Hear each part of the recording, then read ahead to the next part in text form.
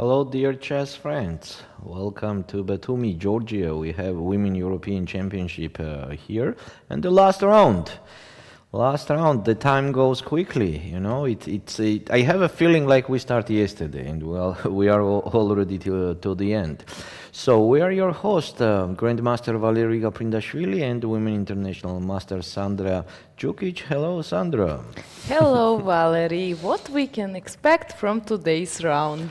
Oh, a lot of things, right? A lot of things. It is still nothing decided for now. Definitely, we have the leader, and she has very good chances. She needs just a draw, and she will be the champion, right? Exactly. Actually, we can take a look at the standings, if you can announce. Yes, of course. So, as we said, on the first place, Knatishin Anastasia, 8.5 points, international master Norway. And probably so far. the best tie breaks, right? Yes, right, because she won the game against Vega, and she made the draw against Badelka and Vega, and Badelka, they are sharing second place with 8 out of 10. And then so what's going on if, for example, if Anastasia will do the draw and Olga Badelka wins? And Olga Badelka plays against, just a second, against Vega. Interesting. So then both of them would win against Vega, but they have a draw. Draws between each other, yeah. So what's happening in that well, case? That's the extra tie interesting. breaks, I think still Anastasia is better there. I think so. Let's see. Yes, she is better than Olga, but she has almost the same second tie break like Vega. But as we said, the result between them works for Anastasia. I think that she will be the winner with the draw. But by the way, today she has a very tough game because Claudia is not the one who will easily agree on draw. Yes, we know that. Okay, even not connected to the situation of the tournament, Claudia is a very aggressive player, abstractly, in total, and she loves to play the aggressive chess, right? So doing the draw with her, with black, is not the easy target. So, until we go to the tournament details, actually we see the playing venue and we have there the special guest, the chief of the sports department, Mr. Zurab Bakradze. We see him now on the screen. Here we are. So, as we see, dear chess friends, chess is very popular in Georgia. It could say that chess is Georgia is kind of chess country. Yeah, because we had here legends, the alive legends. This is Nona Gaprindashvili, who became 85 years old this year. So I will use the chance and I will congratulate her with that. And also Maya Chiburdanidze, both of them are 5 times world champions. So during the 32 years they were champions. So just imagine when in the country you have such a strong players that during the 32 years you have the title. So after that, actually, that was the reason why chess became so popular in Georgia, and the new generations went to play chess. So here we see the first board, Claudia against Anastasia Knatishin, and Mr. Zurab Bakradze is going to do the first move. Let's see how lucky it will be for Claudia. Let's see. Let's see also which move she chose. I think it was d4 that she showed on d4. Something was on the left. Yes, something was on the left. It was not the right side of the board, so it has to be d4 or c4. e4. Here you are. Surprise. Yeah. So aggressively today. Let's see. Maybe Claudia will change her mind. Maybe. She has a right, yes? Yes, she has. Either to take back this move and to make new one, or just to press a clock. e4. Still e4. Still e4. Still e4. Anastasia had a few time mentally to prepare against e4. Anastasia played c5, we see Sicilian defense on the board, knight f3, knight c6, a lot of Sicilian defenses on this tournament. And somewhere later will be h4. Yeah. Okay, until we go to the games, let's continue with the tournament standings. So on the first board, we have Claudia Coulon with how many points? Just remind me, please. Seven and a half, right? so 1 point less than Anastasia. Yes. Yes. Then we have 8 pointers. Yes, two 8 pointers, Vega Gutierrez Sabrina and Badelka. They play against each other on the second board. And then we have just 2 players with 7.5. They play on the third board, Narva Mai against Salimova Nurgyul. Now I got very strange, okay, not strange, but an interesting idea. What's going on in case on the second board we have draw and Claudia wins Anastasia? Is not Claudia becoming the champion or not? That's a very interesting situation, by the way. Because of direct result, yes? Yes, with Anastasia, but there will be other 8.5 pointers. This will be Vega and Badelka.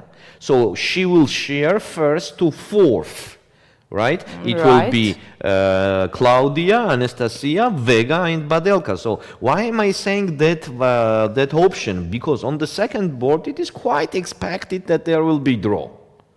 Right, Sabrina Vega with white will not risk much, I think so. She will try to play solid, and if it will be the draw, she will agree with it. And by other side, Olga Badelka is also with black colors, and making draw is quite okay. So in that case, if Claudia wins, then they are sharing the first to fourth place. And it will be very interesting then who will be the champion. Let's take a look at Claudia's opponents if she played against Vega or Olga Badelka. Of course. And what was the results? So she did not lose any of the game. Oh, she but lost. She didn't.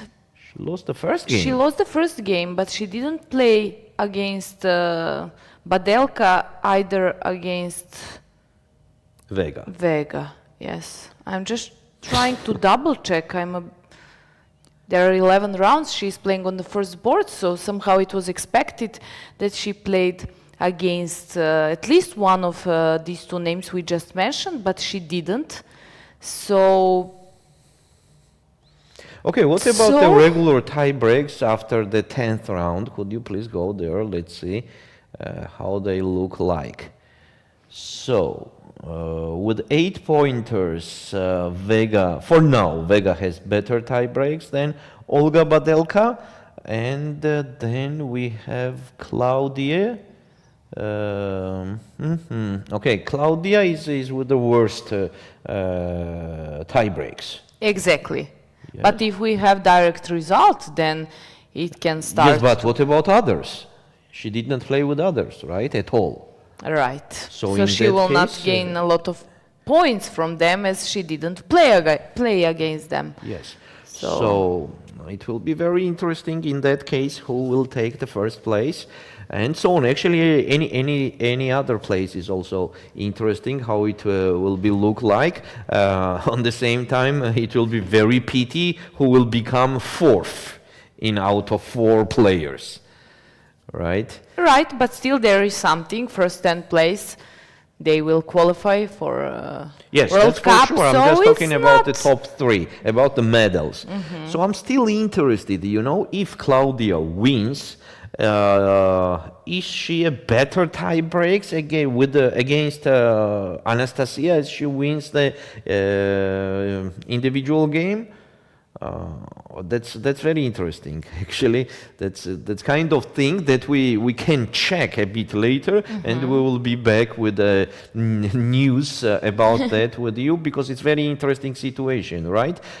As I remember, the first tie breaks is an individual game, how their individual result, but if you don't play at all, then it will be the regular thing, right? So when we have the 4 players with the same points and they don't play between each other, it will be kind of mixing situation.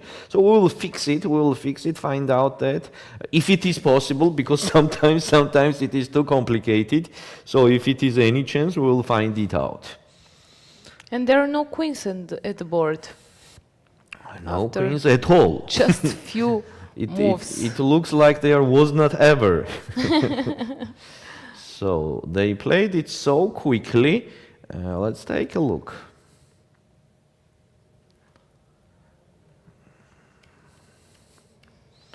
Okay, the regular Sicilian with e5 and d5. Actually, knight f5 is not the main move. Here we know the main move is knight b5, but it is definitely Claudia's preparation. It's definitely like that. And after this, take on f5, take on c6, take on c6, and bishop d3. It seems like Claudia decided that against Anastasia it's better to play without queens. Yeah, as she decided, as she chose this line, and this is a preparation, that's for sure, because she has 1 hour 34 minutes, so it means that she spent only 3 seconds, only 3 seconds on each move. I mean, in total, on all moves that she played, so 9 moves. Yeah. So the position is obviously equal. What we could consider for black taking on d3, but quite unusual. The position is equal, but quite unusual. It's a little bit strange for me still, and why? Because it's not a concrete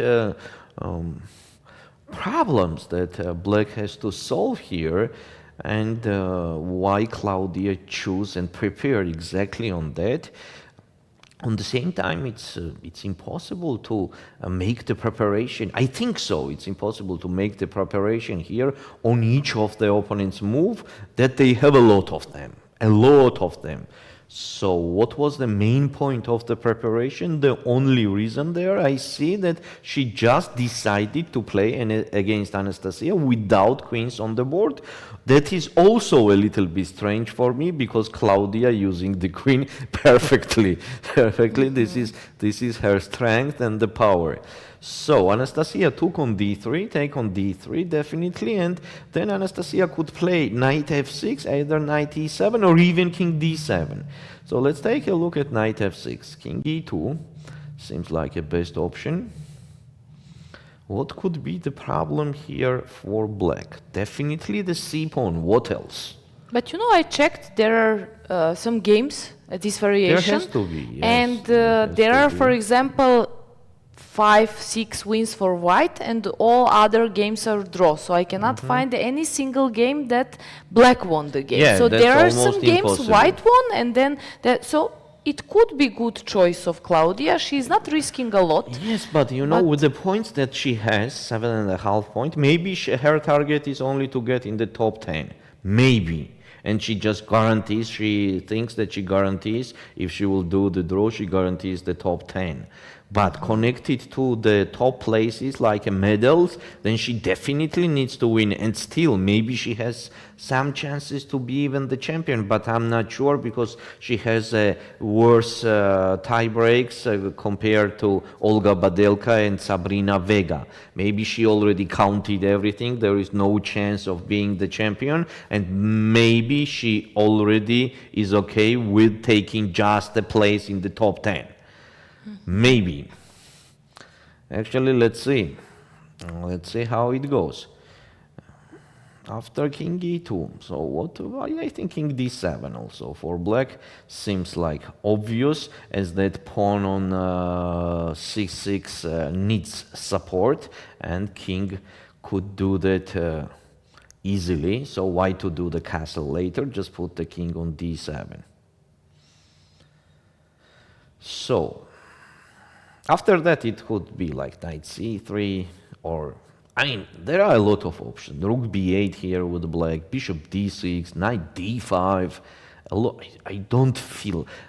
okay, I see that there is no problem for black, but I also have feelings that there could not be any kind of problem to black, because first of all, actually I like to play it with black even, you know, because we have a little bit more space. That c6 pawn will be very good, very well supported with the king, and mostly I have the knight on d5. I can put my knight on d5, which will be very strong piece, and nothing gonna touch that knight.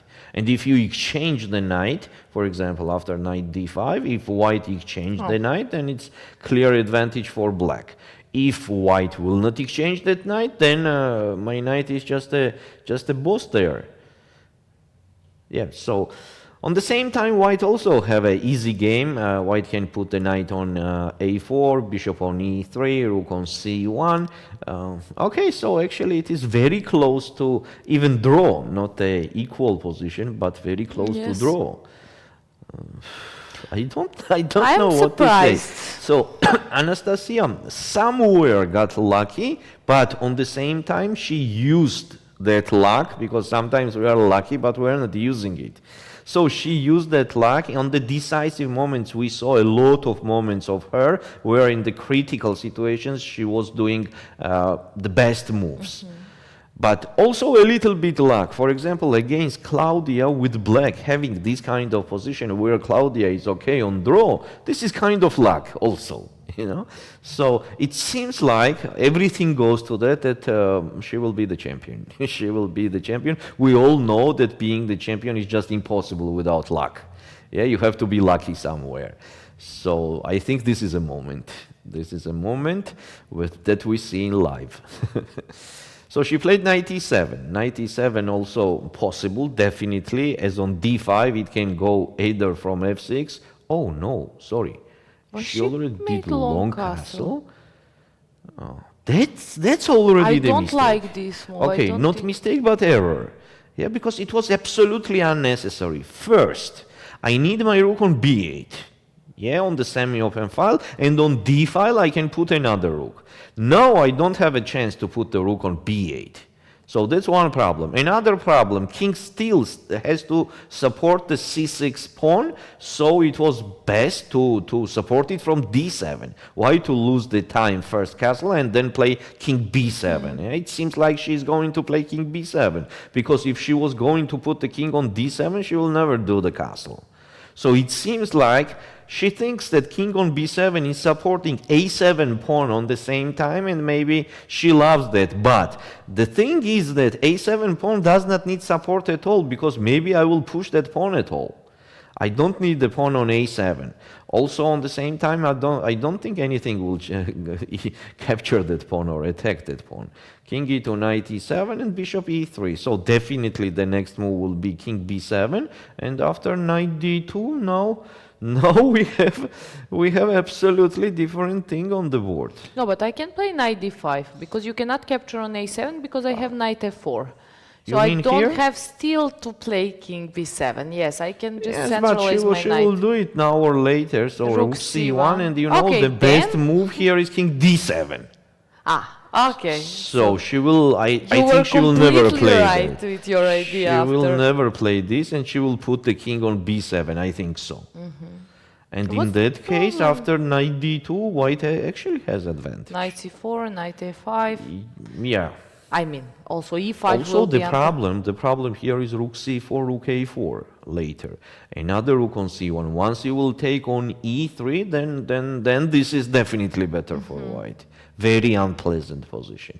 Yeah, long castle was a little bit fast and unnecessary decision for Anastasia. I don't want to think that she relaxed a little bit. Long castle was not a good option at all. No. Definitely not. Okay, let's see how it goes. We already have as a fact that it will be a long game. It will be a long game without time trouble for sure, because they already did enough moves and did not spend the time at all. On the same time, Sabrina Vega is in the French defense, right? Let's take a look. Yes, exchange on e4 variation. Knight f3, h6, all correct, take. Bishop e3, yeah, actually I'm a French player and I don't like that move most of all, bishop e3. And Olga decided to play bishop d7. Both of them are very well prepared, because we see it on the clock. Bishop d3. So here I think as an option already is to take on e5, take on e5, knight d5, bishop d2, queen e7. Here black does not have any problem. Okay, I will tell you straightly, it is very close to draw. This position is very close to draw. Yeah, because the bishop on c6 is a very strong piece. That bishop when stays on c6. And in total, black does not have a problem of any of the pieces. They are missing some space, but still they don't have a problem with developing the pieces. They don't have a problem with the king. And what to say? The pair of the bishops, which I love, but the position is not so open that the white can use those bishops. And the very important fact is that there is no short castle yet, right? And black will never do that. Black will do the long castle. Did she do the move already? Let's take a look. No, she did not do bishop d3, and Olga is thinking, so we're suggesting to take on e5. Now it's a moment. Now it's a moment to take. There is knight d5, bishop d2, as we already said, and maybe bishop c6 immediately without queen e7, also possible. But still, they will play a lot of moves. I don't think that position is... Of course, it will be a long game. White will try her best, but... I mean, obviously, there is not a big troubles. Yeah, there are no troubles, I agree, for black. So on queen g4... Except the space advantage, which goes to in white's favor. Yeah. So queen g4 seems like a trouble, but it's not a trouble because black has black has queen e7. So if white takes on g7 after long castle, black is even slightly better. So the point is that first of all, this is hanging. Rook g8 is hanging, right? So queen has to move. On g4 is a best square actually. Rook h g8, queen goes somewhere where? So where it there goes. There is a problem. Oh, there is no square. Maybe on h3? Most probably. But I'm not sure with the queen on h3. But I have gonna also have a motives good with position. knight b4 because of pawn on bishop on d3. If you take, I take with the queen, pawn on b2, pawn on g2, so this is really... Yeah, so that's very dangerous for white. It means that there is no problems. So bishop c3, maybe castle. And here we have to decide. We're doing queen e7 and long castle that I like quite much. And here is a very interesting move, knight b6. I want to play queen d5. Or queen d4, both of them are interesting. So for example, rook e1, then I'll play queen d4, on bishop c3 I'll play queen h4. So I put my queen there. Yep, and long castle, okay, I mean... and whenever you want, you can go back, knight d5, knight f4, and... Yeah. In this line of French, this is kind of... what to say, maybe not a dream for black, but it's a good option. So, connected to all of that, we can think that Vega is trying to be solid. She actually has that style, as we see in this tournament. She loves to be solid, and mostly today where what to say, in case she wins, actually she still has chances to be the champion. That's another option. Of course. Yeah. And she was leader of the tournament, and she generally played very good. But in case tournament, of draw, so she will try to win for sure. Also Badelka, she has a great chance for... yeah, in case Badelka wins and everything, it depends what Anastasia will happen. lost, then Badelka will be a winner. Yes. So I think our players on first Very 2-3 boards situation. are very motivated, and they all want to win a game. No one is satisfied with draw, except Anastasia. everything depends. Yes, everything depends if Anastasia is losing. If she is not losing, then I think everybody will be okay Then everything is on clear. draws there. Yeah, exactly. I agree. Okay. Let's go to the board number 3. We have Mai Narva against Nurgyul Salimova. A great fight here. So this is already 7 pointers or 7.5? 7.5. We have 3 players with 7.5. Mai Narva, Salimova, and so some of them also has a chance to get in the top 3. Okay, that will be very interesting. So is it a Petrov or French? Let's take a look. Yes, it was Petrov. Do you know why we call this Petrov? Because, for example, in ex-Soviet Union countries and Russia and so on, everybody called this opening the Spanish game. Oh, sorry, the Russian game. The Russian game. But outside the Soviet Union, everybody loved to call it Petrov. I didn't know that, to be honest. Yeah. So it was one of the classical things here, and this is a position which is with a mutual play. Let's see, it will be a great fight on this board for sure. Any of them, these players are, how to say it, the fighters, like you can mention them anytime when they are playing in the tournament. One of the fighters, they are always. When you are looking for the real fighters in the tournament, these 2 players, you can see them always. They can show themselves everywhere that these are the fighters, and the great game today. Let's see how it goes. 4th board, we have Erdene, which becomes to the leaders, to the top boards, playing against Anna Ushenina. Let's take a look at Erdene's opponents that she played. What kind of tournament did she have? It's just interesting. Yes, let's take a look. That's board number 4, yes. So, she had quite good opponents. In the second round, she lost against woman grandmaster Antova Gabriela from Bulgaria.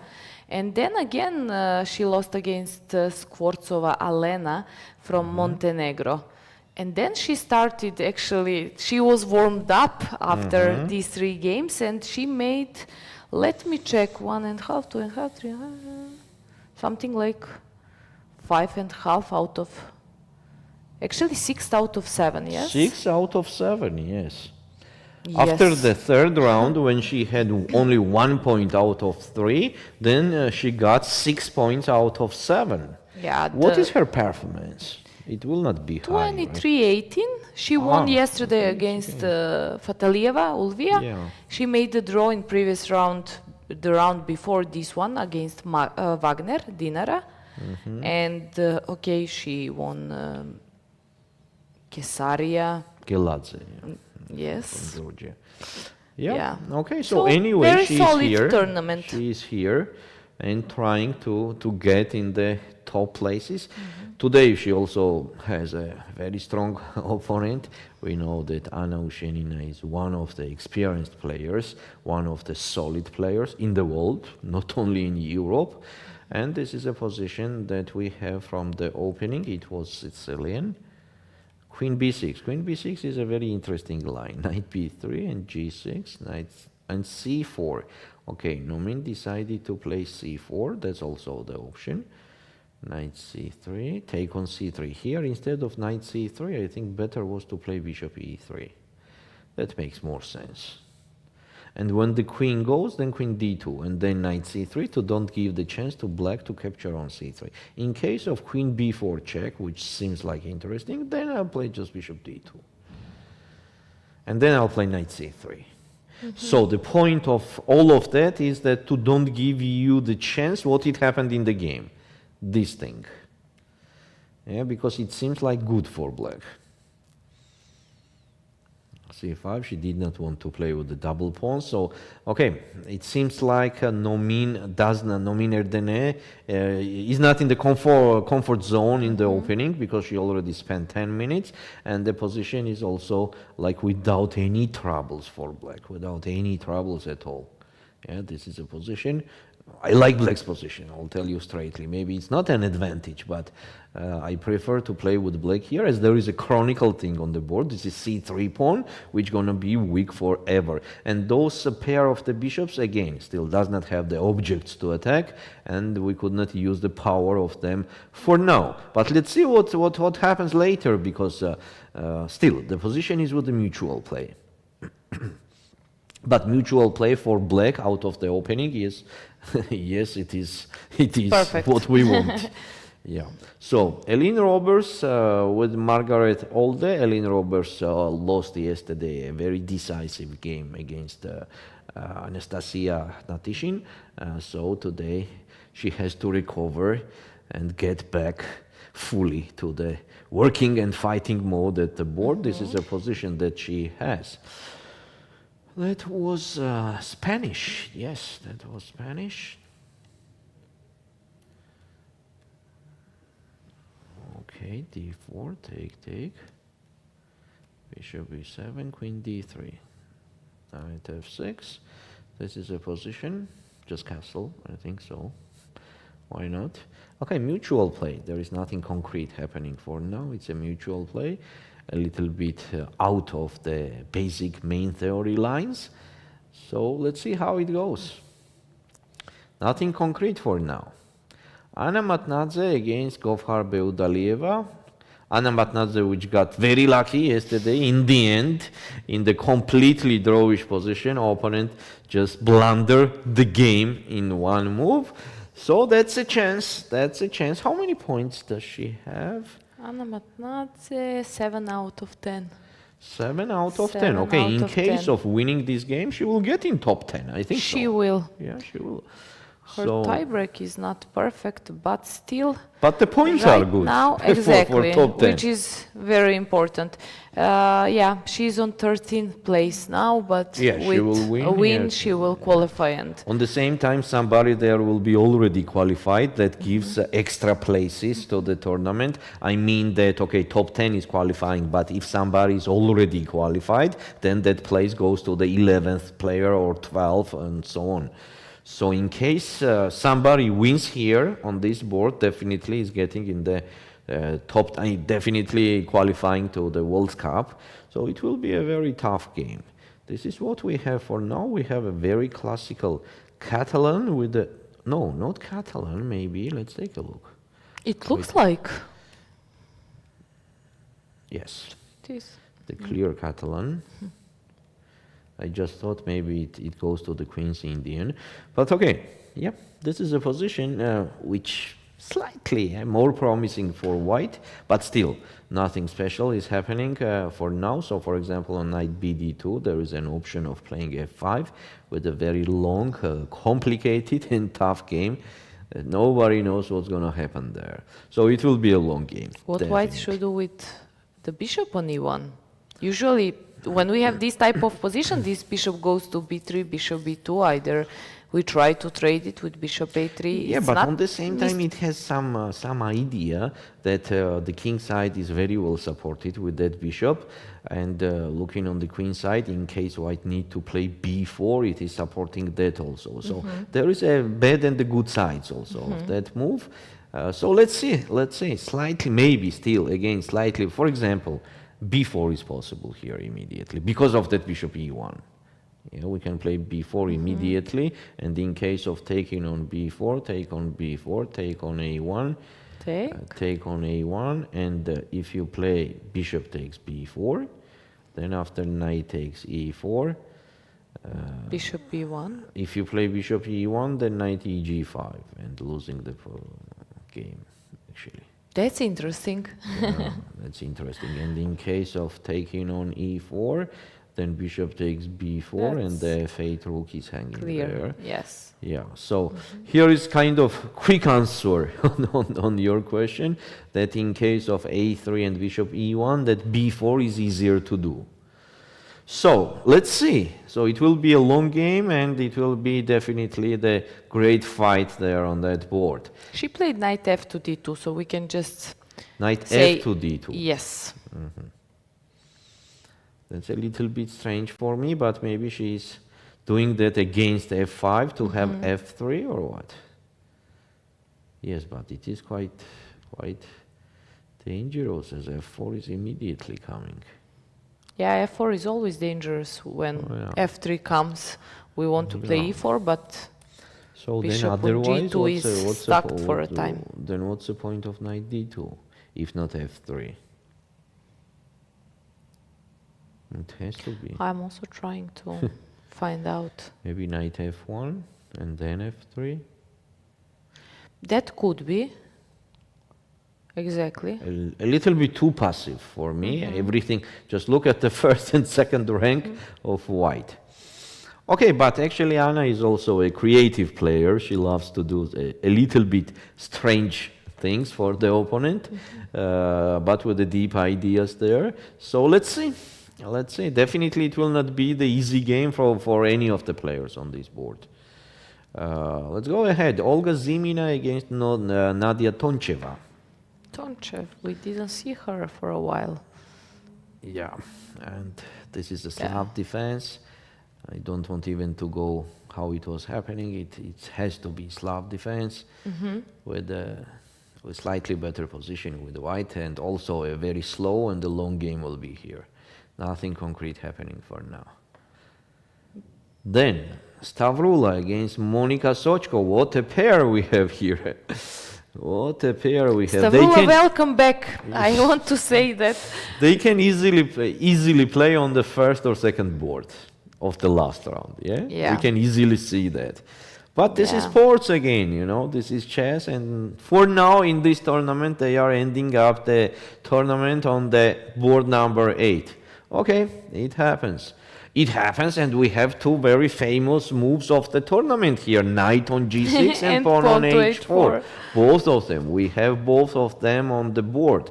It's always nice to see. Okay, let's go ahead.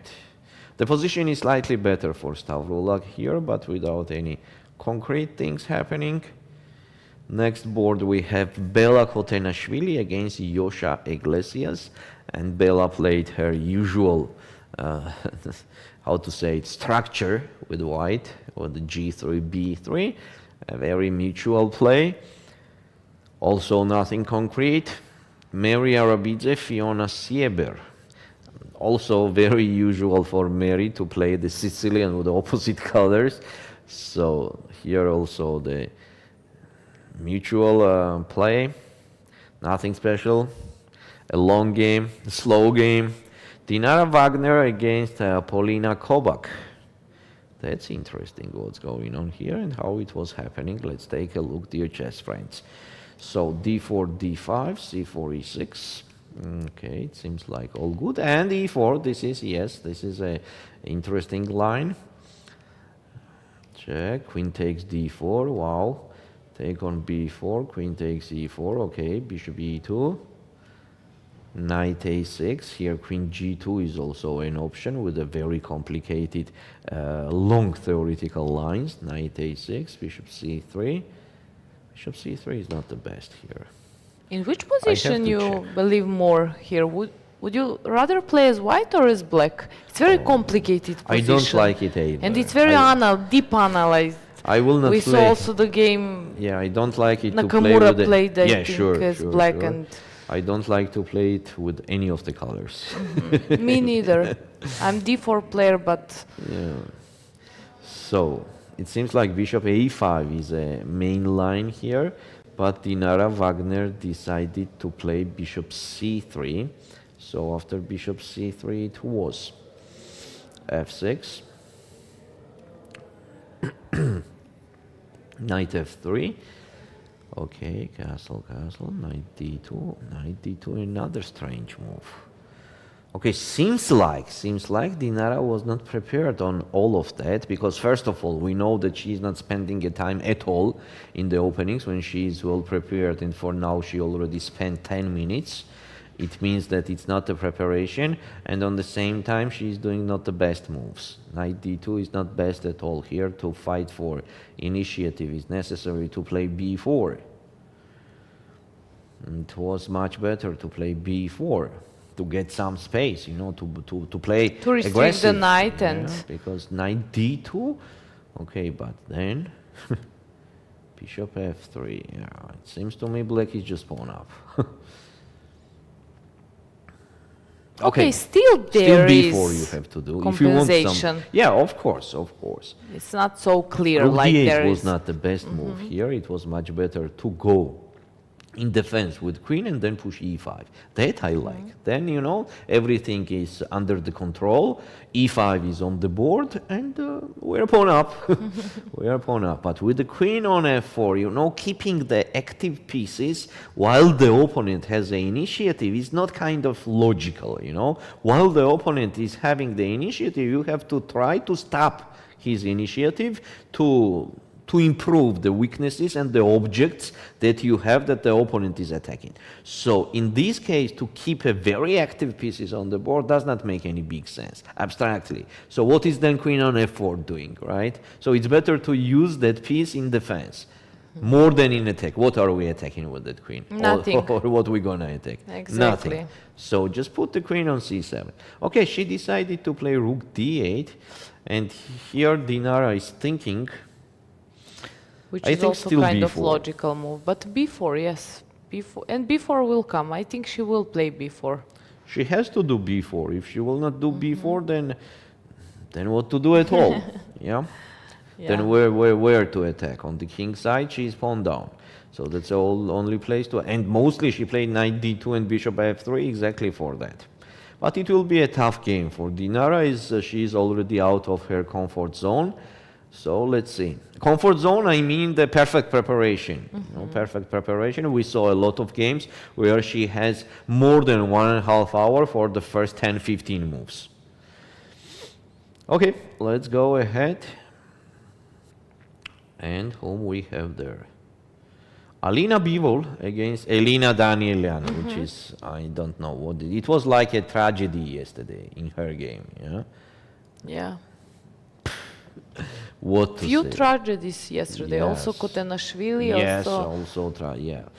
Tragedy for her, actually, yeah. But by fact, you know, when you are obviously winning and you are doing the blunders in a row, 1, 2, 3, and so on, it is very difficult to recover for the next round. And we already see here that Bivol has some advantage already from the opening. And I think it will be a very tough for Elina to motivate in this game and to do her best. It will be too tough. So as a position, white is slightly better as they have more space, you know, as the white has more space. So for example, bishop e3, then king f2, then rook d1, and so on. So white's position is much more promising. 17th place, 6.5 Danielian, and she could be. Yeah. But okay. Yeah, this is life. Why to say it could be? It could be, but it wasn't. So for someone else, it was Okay. better day. Next board, Laura Unok, Ulviyya Kiolbasa. Also, what to say about these players? They were doing their best. And but Kielbasa yesterday. what to say? What to say? Okay, we have what we have. We have this game on the board. The last move. Last move, yes. Let's take a look how it was happening. Okay, also the Catalan. C6. Rook d1, rook e8. Okay, rook e8, this. Take on c4, e4. And bishop f8.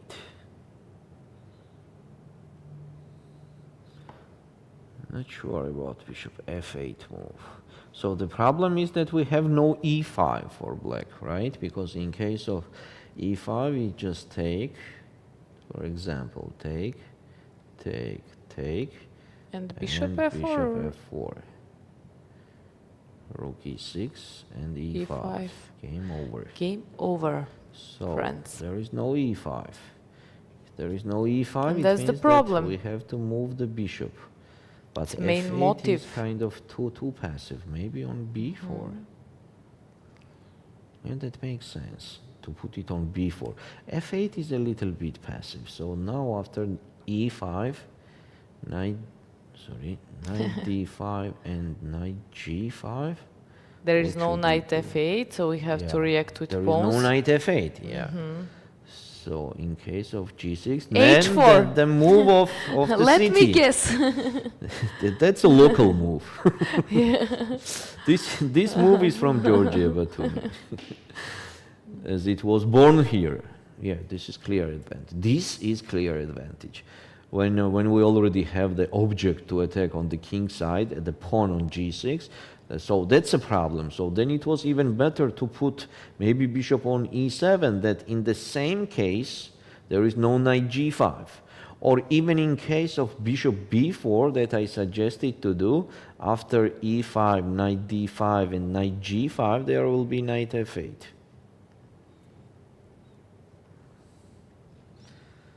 That is possible. Also on the same time here, no, actually, yeah, this is it. Okay, anyway, she played bishop f8, and Laura is thinking. We see on the screen. Yes, Laura is thinking. So let's take a look at the next board, where we have Alicia Slivichka against Ulviyya Fataliyeva. They also were fighting the whole tournament, but we have what we have, and we have board So many number strong 14. players. Yes, board number 14. So do they have the chance to get in the top 10? What is their points? Let me see. So this is board number 14. Board number 14, they have 6 points. 6 now, too few. I don't think that. Yes, too few. Too few. The position is with a mutual play. Ulviyya is on 26th place with 6 points. So, Yeah. but she was having very good tournament, and then she lost 2 very important games in Yeah. 9th and 10th round.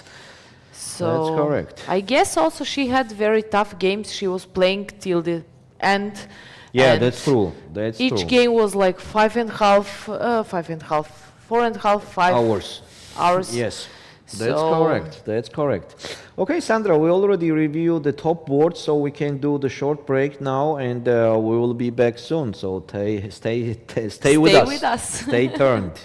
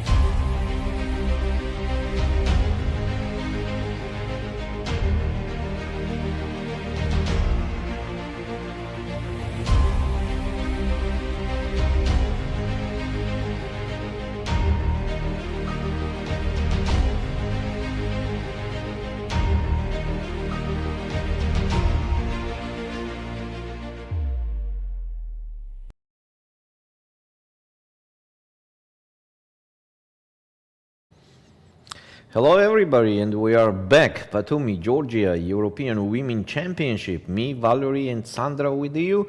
And until we go to the games, we just find out that in case of sharing the first to the fourth place, so this is possible only in option if Claudia beats Anastasia on the first board, and second board it will be a draw. Then everything depends on Bugles, not the individual results, but the Bugles.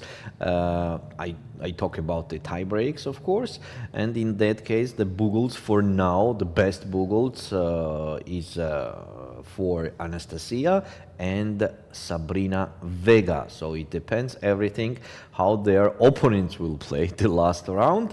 So it will be a little bit complicated and unclear for now. So until that, of course, it has to be happened like that, which is not a fact at all. On the first board, let's start with the first board. Claudia Coulon, who is for 1 point behind of Anastasia, is playing with white colors, and we stopped in this moment. Let's see how it was happening later. Knight d5. White played rook c1, taking on a7 does not make any sense at all, because there will be a very strong c5, and we're just catching this bishop, as after rook c1 there is knight f4 check, and the d3 pawn is also hanging. Okay, it's just losing, that's why bishop takes a7 does not work. White played rook c1, king b7, still king d7, as we mentioned from the beginning. Even now king d7 is better option than king b7, because still the pawn on a7 is not a big trouble because of knight f4 check, king f1, and knight just takes on d3. Rook d1 does not make any big sense, because after king c7 everything is under the control. Also that knight could be supported by the pawn in case we need so, but king c7 is just enough to have the good position with black. That's why king d7 again. And why king d7? Because we need that rook on b8 to create some counterplay on the b file.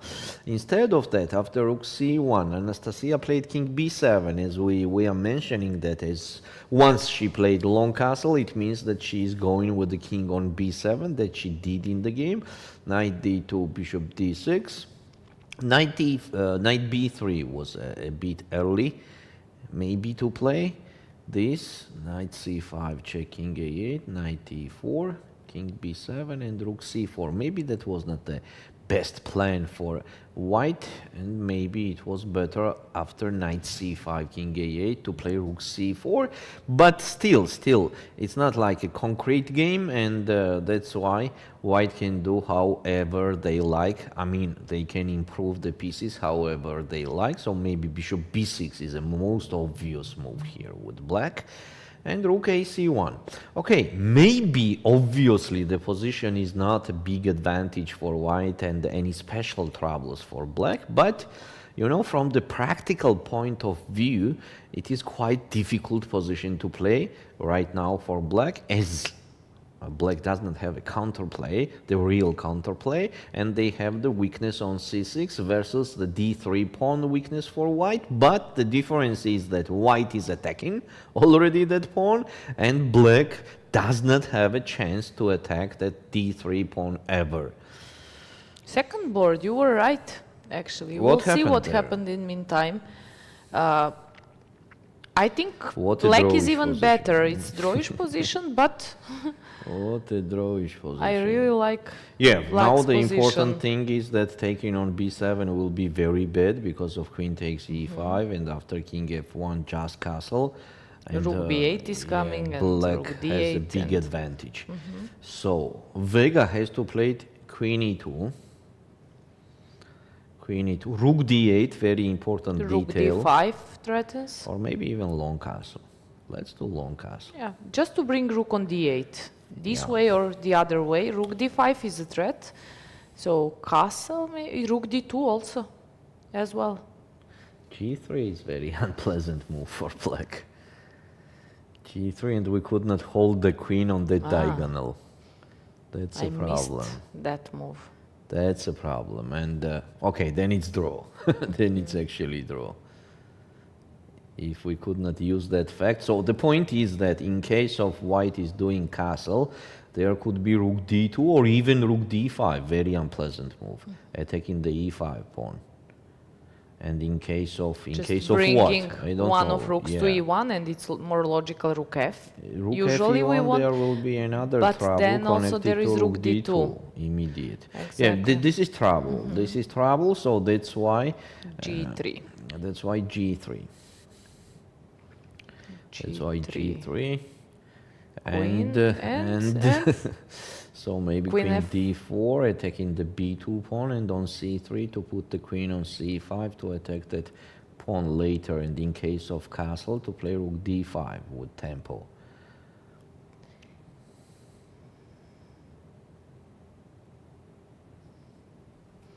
Well, that makes sense. Okay, the engine here says queen G4, and saying that white does not have any troubles at all. As that later I have queen F4 also with tempo attacking this pawn. Yeah, so black has also to keep one of rooks, yes, and then protect it's okay. f7 pawn, so it's fine. And then rook E1 somewhere. It looked actually very dangerous, but as you said, G3 is very strong, decisive thing. Yes, G3 is a decisive thing. How it happened until now? Oh, so take on E5, correct? Take queen H4 immediately. Wait, why not castle? Come on, just do castle. Just do castle. Queen E2 and bishop C6. A3. Knight F4, take. Wow, bishop B5. It means that Vega is playing on draw. It looks like that. I'm a bit surprised, but okay, you can lose a lot by losing the game, but with draw, it's fine. Also, there is a prize fund, and they will also try to catch some good prices. Here also was a very strong G3. Here it was just solving all problems. So the thing is that in case of queen D4, there will be long castle, and the H1 rook is not hanging. Because of bishop B5. Yeah, in case of bishop H1, there is bishop B5. So if not queen D4 on G3, then where to put the queen? In case of queen A4, even here I have long castle. And there is no bishop H1 with the same bishop B5.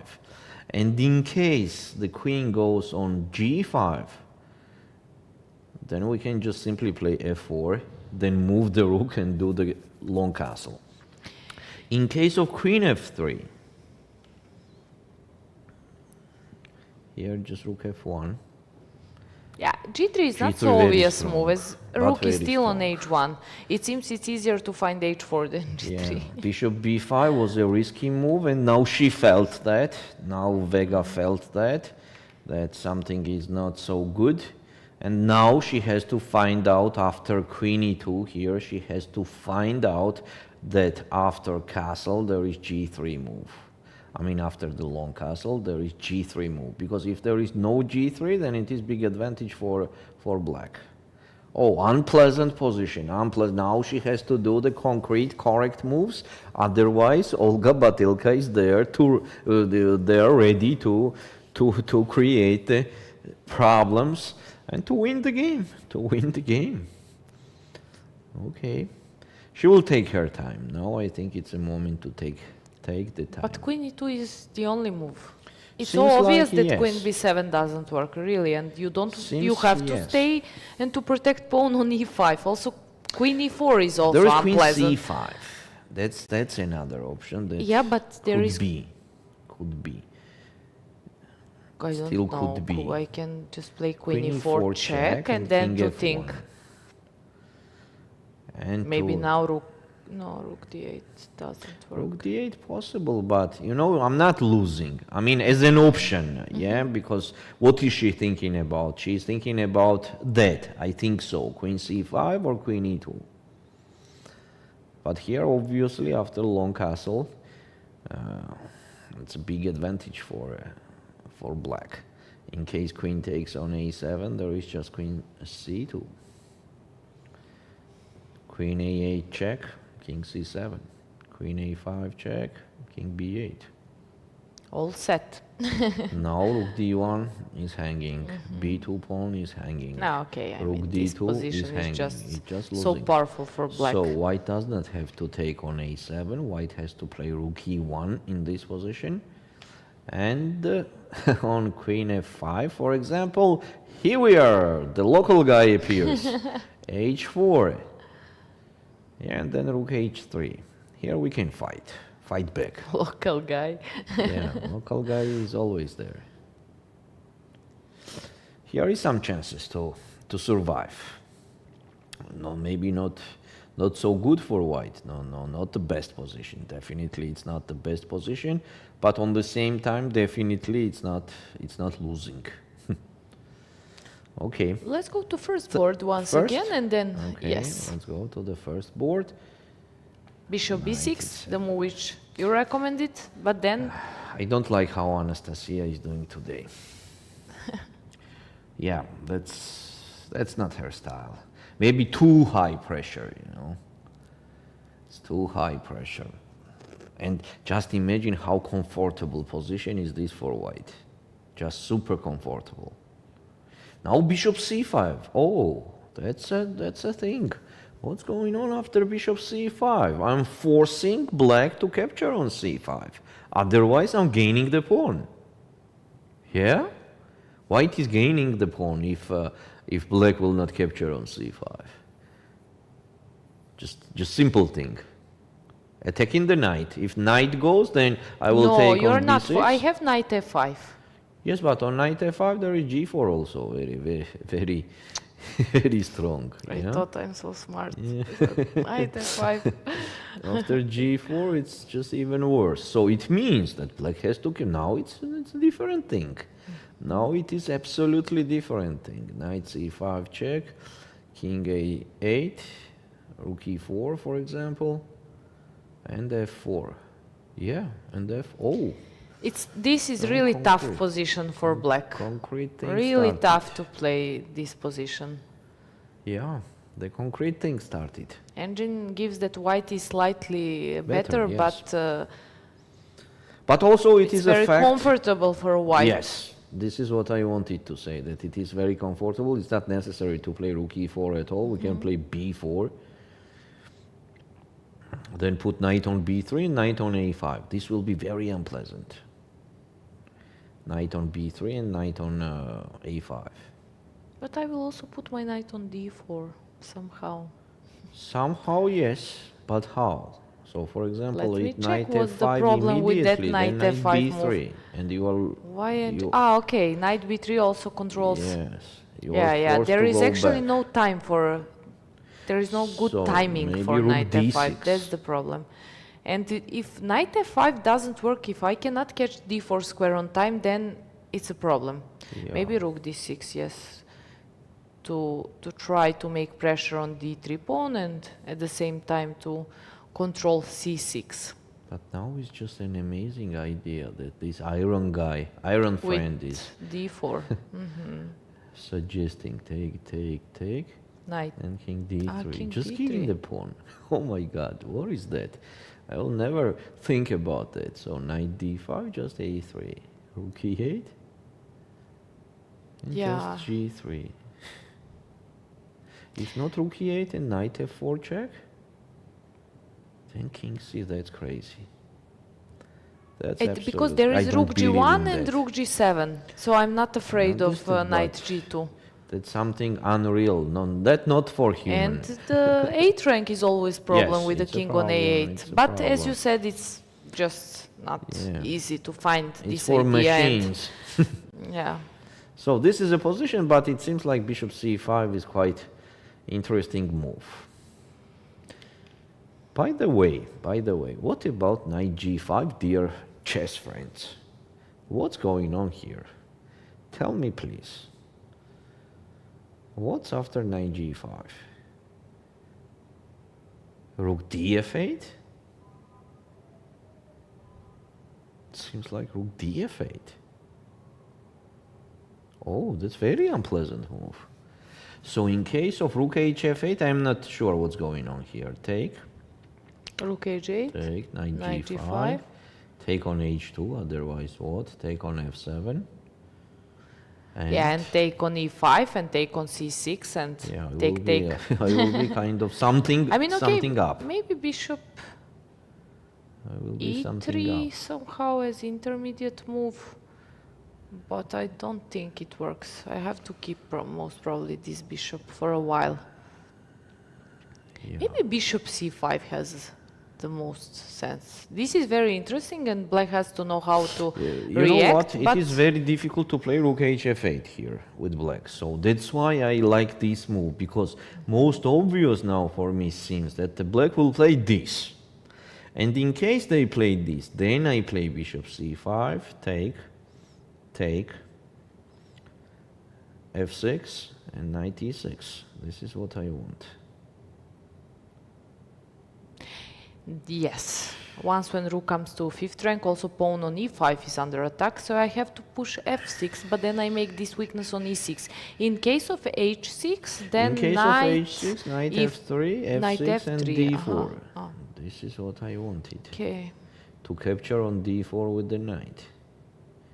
So take, rook c8, and rook 5 c3.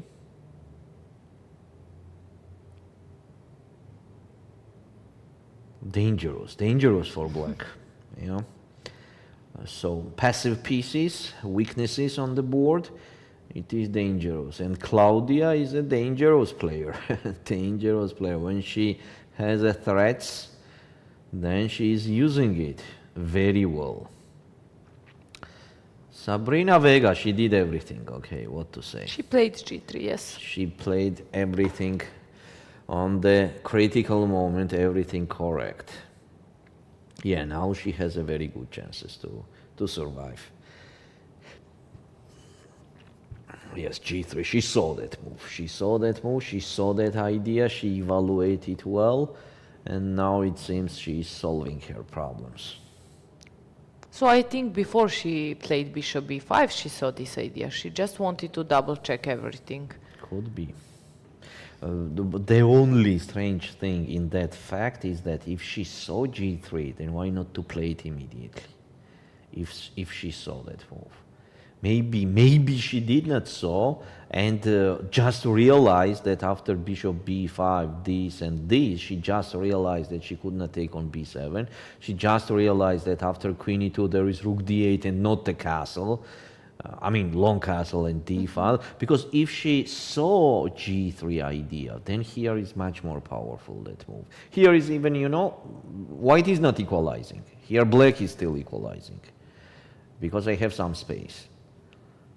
Okay, anyway, it is important that she found out, she played that g3, and g3 is solving a decisive part of the problems that the white has. Okay, third board. Yeah, nothing special. Half an hour passed and nothing happened. Only two moves were on the same kind of position. Nominer Dene against Anna Ushenina. Nominer Dene was not, as we mentioned, was not so comfortable in the opening. Sorry, no, that was Dinara. Sorry, that was Dinara. Because of, yeah. I was talking about Dinara. I just mixed it. Let's take a look how it was here. But also, Yeah, we were she let her also take about on this C3. Yes, she let concrete her- game and the opening and Yes. And this is a position without any troubles for black. We already said that maybe we like even to play with black here, as there is a problem connected to c3 pawn, which is actually for now is very well supported. And bishop on d4 is a perfect place. But still, there is a c4 square. Okay, just shortly, I want to say that black does not have any problem. The side who is equalizing is white. Obviously, it is equal, but black is not equalizing the game. White is equalizing the game. Next board, Eileen Roberts against Margaret Holde. Very slow game here. Anna Matnadze. So f5, exactly f5 happened. So how it was happening? Knight f d2, knight takes d2 first. No, it was Yeah, that's mistake. That's already mistake from Govhar Beudalieva's side. We said that here f5 is much better. After f5, the point is that if white plays this, then f4.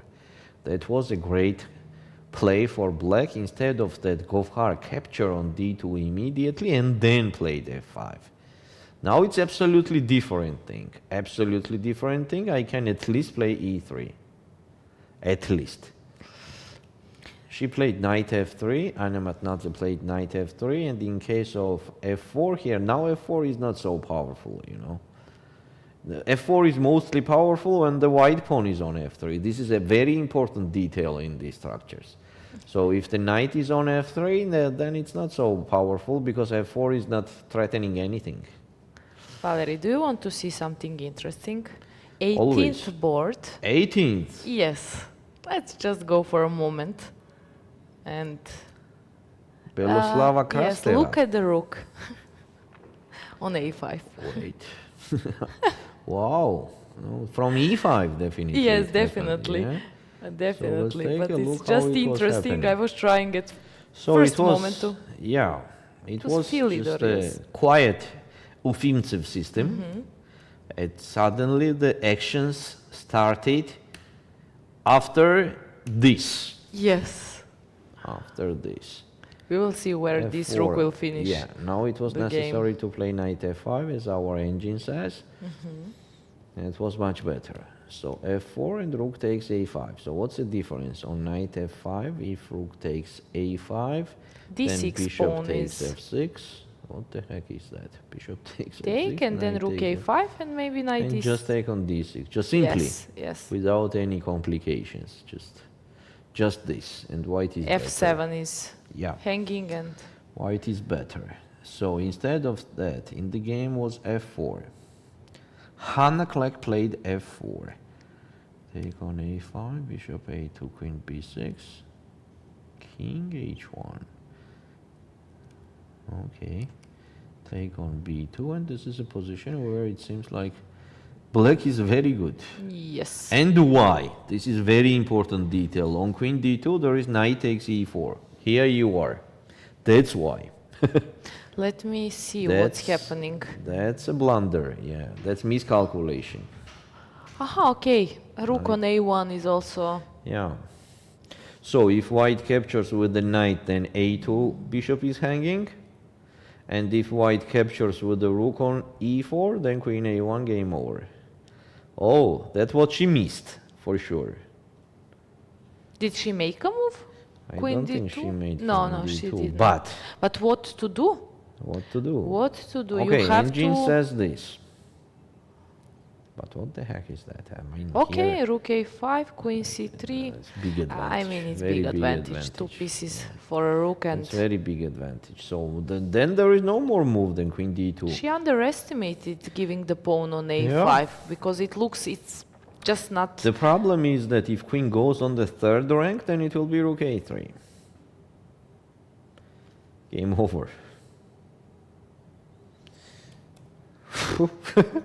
Very nice position. Unusual. Unusual, yes. Maybe later we have to check. Yeah. Again, okay. what's We going can on go here? to top boards. Although here we also have strong players, but as I mentioned, the tournament is very tough, so we don't have Everywhere. time to check all games. And also everywhere we have, almost everywhere we have the strong players. And on the first board, guess what? Guess the move which was played. Don't go. Whose move it was? It was Just remind me. between bishop c5, either knight g5. Knight g5. Knight g5. Definitely. Yes. That's a Claudia style. Knight g5. And rook df8. Yes. But what was the engine suggestion here? Rook hf8. So still the idea to go with rook h8, Rook h2 later. hf8, yes, knight takes h7, rook h8, knight g5, rook takes h2, knight takes, but it's very difficult. I mentioned that, right? It is very difficult to go on that from the practical point of view, and that's why I said that rook df8 was the most human move, and exactly there white has the advantage. But is it point Rook that I can f8 is take very strong bishop here. e3 later and to give some check? Okay, rook f8 is a Okay, strong move. and after knight d5? Knight e5, bishop e3. Bishop and that's e3. it. So we have to take with the king, and then rook knight takes g2 and d5 okay. in the air. Maybe rook f2 also. It's a huge initiative. Yeah. But still, you know, here after rook f1, okay, actually Claudia was going on that. Yeah, Claudia was going on that. But it was the best option for black. Instead of that, in the game was rook df8, where white, I think, already has, how to say it, clear advantage, yes. As bishop c5, bishop takes e5, rook takes c5, and h6 seems the best. Knight f3, f6. And d4. And That d4. was that crazy variation. No, Yeah, this wasn't that was that. not. Yeah. So the problem here is that if black plays this, then knight d2 with tempo. f5, then knight c4 with And tempo. d5. Rook f6. And rook e5 is even the strongest move. As on knight d5, there will be rook takes f5. Yeah. Oh, Yeah, that is I changing a don't think lot. Anastasia feels This great is changing right a now. lot. Yes. She's not sitting there. Maybe she's a bit also nervous, or she's also checking what's happening in other games. As Yeah. it's That's very possible. exciting That's round, and we possible. have few potential. So still, Winners. Claudia has to play bishop c5 here. If she did knight g5, I think bishop c5 also will be there. I think so, but let's see. Don't have a rush. Second board after g3, queen c5. Yes, okay. So queen d4, c3, queen c5. So Vega is doing exactly the same things that we are considering here. Then she played castle. Rook d5, And yes, here. or Olga is thinking still. Yes, Yeah. rook d5, and now she has to do the last move, last correct move. I mean, the best move. Also, the option is to play rook a1, by the way. And rook d8 does not make any big sense because Queen of that queen G4 g4. Yes, and g6, queen f4 is a problem. And now white is not worse at all. h6 or f7, both of them are hanging. So that queen g4, she has to find out that queen g4 idea. One more time she has to find out the best option, and then she is safe. Then she is safe. Okay, let her do that. Board number 3, the same thing. Okay, we will not take a look at this game for a while then, if it is so. They are not doing the moves. Only one move, yeah. Every 10 minutes we have only, but actually, yeah, it's okay to have one move in 10 minutes. So, then Nomin Erdene against Anna Ushenina, the same position. Here we did not have even any single move. Aline Roberts, the same position. Anna Matnadze, same position. Olga Zimina. Oh, wait, what? How the knight got there? I expected you to say same position. I was looking at the computer and then same position, Wait, same. how? I mean, from where? Just theoretically, how the knight gets there? Let me think. From which square? Ah, from a5. So knight d2, knight b3, knight a5, and on b6, knight rook b7, b7. a5. So strange. Yeah, this is actually strange. Let's take a look how it was happening. So, starting from here. Slav defense, as you Yes. mentioned. Okay, h3. Not sure about that move. g4. Bishop f4, okay, 97, 92. Yes, and it started. Okay. a5 was a little bit too much. Here maybe just very interesting move. By the way, very interesting move, rook b5. Rook Sorry, b8. sorry, rook b8. Bishop takes b8, rook takes b8. I have to move the knight. Yes, that's the only square to go. And now a5. And now a5. What a crazy thing. And I am activating the rook too much. So taking That's crazy. bc5 wasn't good. For human, it is kind of very difficult to consider these kind of options, yeah? Because when you are considering from far away, okay, you see that you are exchanged down. And seems like there is nothing. And what is this engine suggesting? On knight a2, just bishop f8. Yeah, Who will go? this would be too much. Who will go on This that with would be black? too much. Like the last move Bishop killed me, f8? bishop f8. So if you have such a big understanding of the position, I think you will not have even this opening. You know, you already will do something on the second or third move. Yeah. Okay. So that was very difficult. So she played a5. Now white is thinking. So the point is that when the white takes on a5, b takes e5, d takes e5, knight takes e5, knight takes, bishop takes, and castle. This seems like very dangerous pawn on a file. Knight a4 is coming very unpleasant. Knight a4 and rook c1. How you mentioned? The pawn princess. Yeah, the white has a princess on a5. A small princess. Okay, in the meantime, let's take a look at other games. This we saw, this we saw, this we saw. This knight h4, yes. That Stavroula. Stavroula is doing good. She won last 3 games. She is there. Today, if she win, I'm just curious of her rating. Is she still losing some rating, or she managed Let's to? take a look. Minus 16 with 6.5 points. 1-6 or 6-0? 1-6, 16. Yeah. So I don't want to think how much she was in minus after 7th round, because Yeah. 8, 9, 10, 10 she managed to win. And okay, today she's doing good. She's doing good, yes. She has slightly better position with a very easy game for white without counterplay for black. The king side is a problem for the black king, queen side either.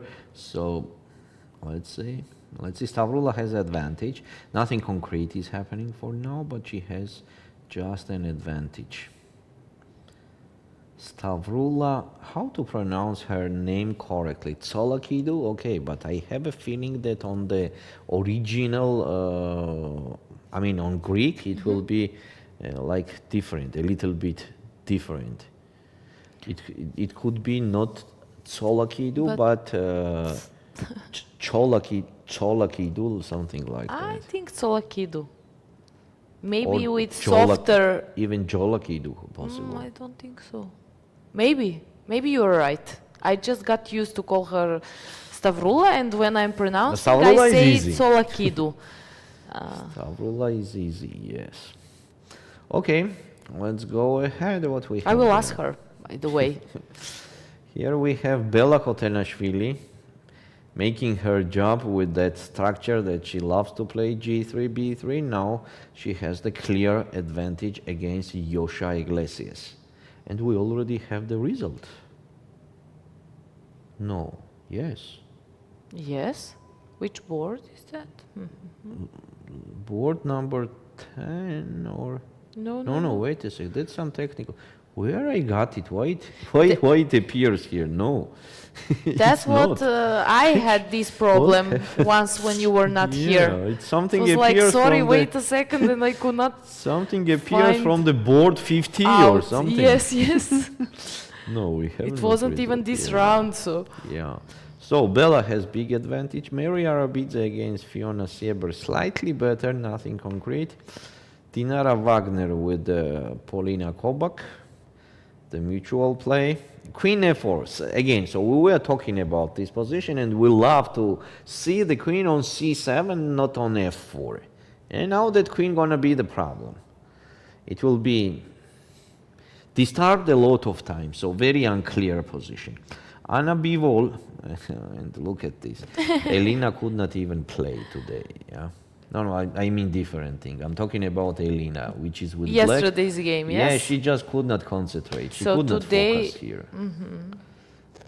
Yeah, after losing like that, then play with the black colors with a very strong Alina Bivol, let's say that. Yeah, it's very And hard playing to for say. what? Yeah, she Yes. was upset yesterday, which is completely normal. We saw Of that course, she definitely. just Any- wanted to sign score sheet and to Any go of out of us. playing venue, Any of which us I'm gonna very be- familiar with.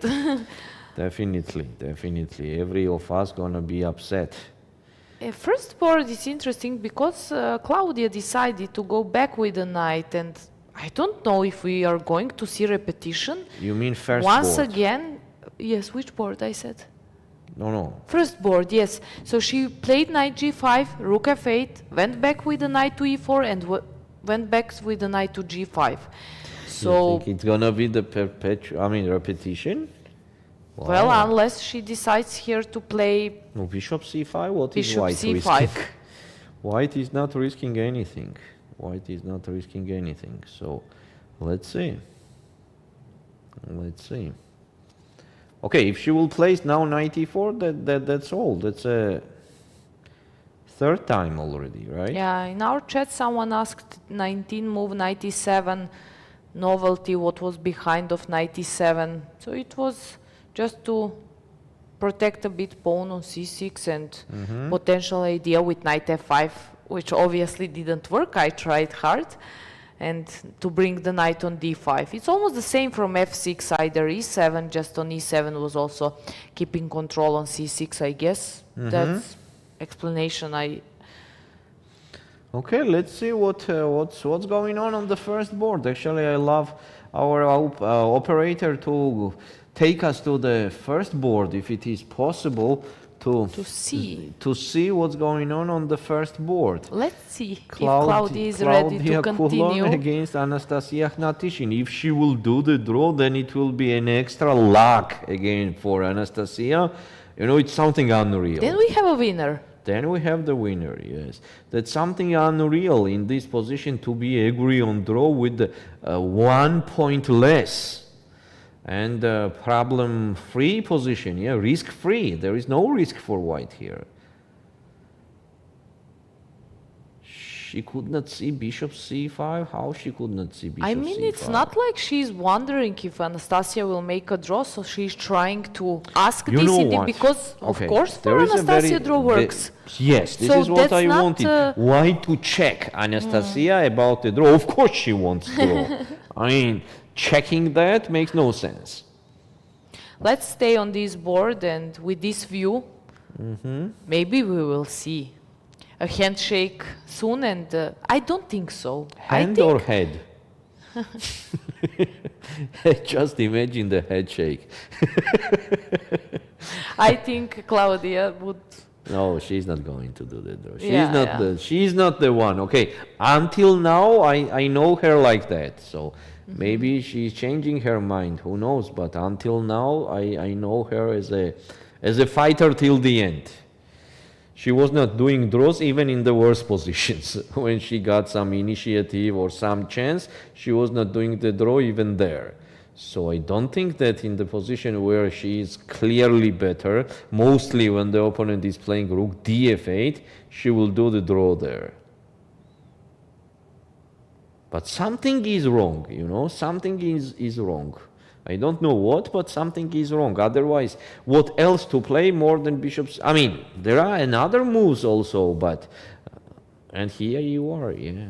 So she make me shut down.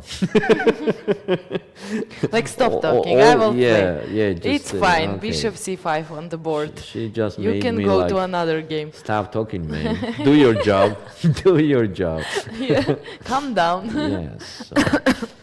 Okay, the only thing there, you know, then let's make the decision of that. So she repeated knight e4, knight g5 because she was sure that black does not have anything better than rook df8. So she thought, was sure. yeah, she thought that rook hf8 is not good at all. She's completely sure of that. On the same time, opponent already played once rook df8, so she decided that there is no problem at all of repetition of the position there twice.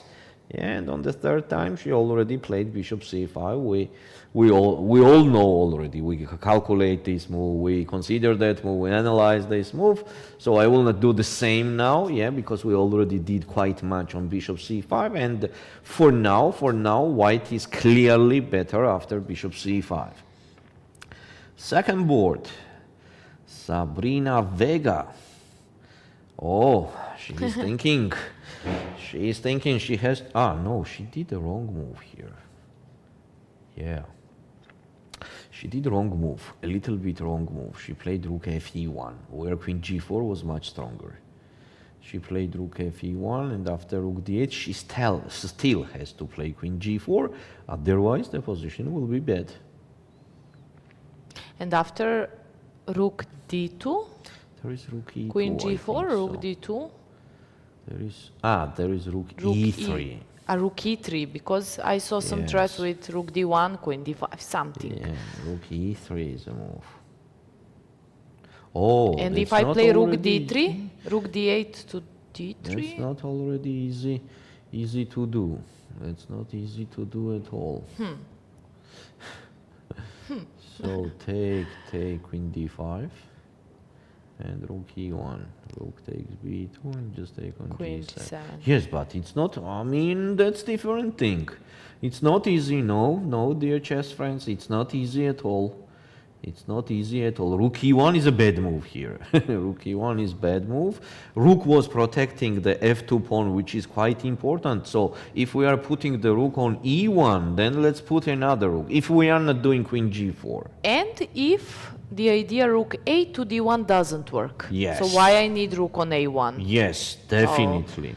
Then Definitely we don't need. So rook e1 I don't like too much. But of course the best option was to play queen g. It's just such a simple thing. Just once attack that pawn, and in case of rook g8 just play queen f4. And attack another pawn. And then play rook e1, whichever rook you like. Whichever. Yeah. So rook e1, rook d8. And here she is thinking, and here there is to think. There is a things to think. Things to think. Yeah, it's not so easy anymore. Also look at the position from the side. If black will just get the open d file, then it will be problems forever.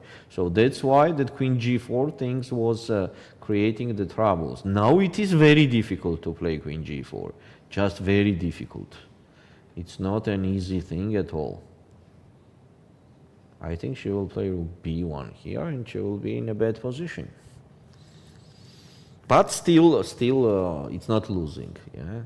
Now the most obvious rook b1. Now in her psychological situation, it is most obvious that she will play rook b1, either and not queen g4. If she was going to play queen g4, she should do it move ago. So she's not thinking about queen g4 things.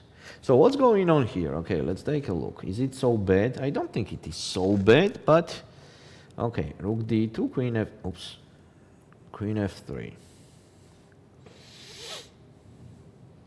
Rook d7. Then I will also play rook e2. I don't think it is too bad, you know. Too much resources to survive again. Too much resources.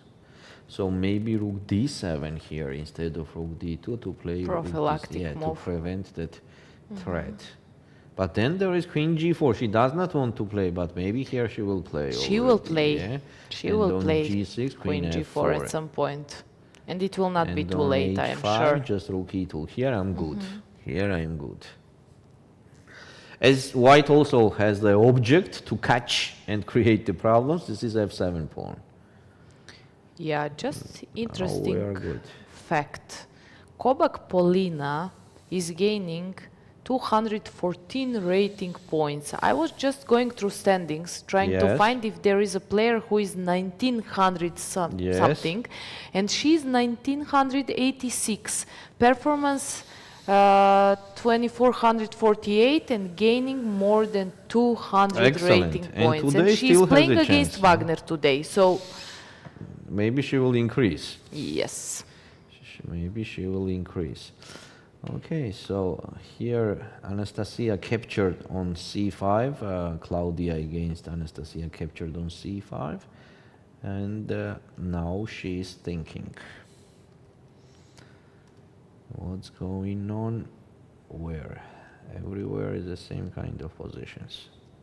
Everywhere is just the same kind. Nothing is happening for now. Okay, so maybe we'll do another break now. We'll do another break okay, stay with us and we will be back soon. See you soon.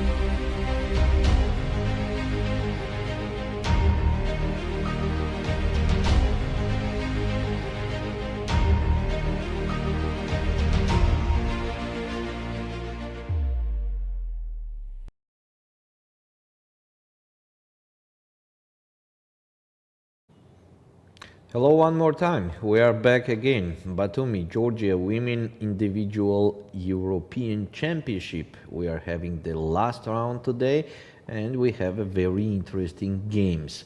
Here with you Valerie and Sandra. So we are ready to continue. Yes. Let's take a look at the first board.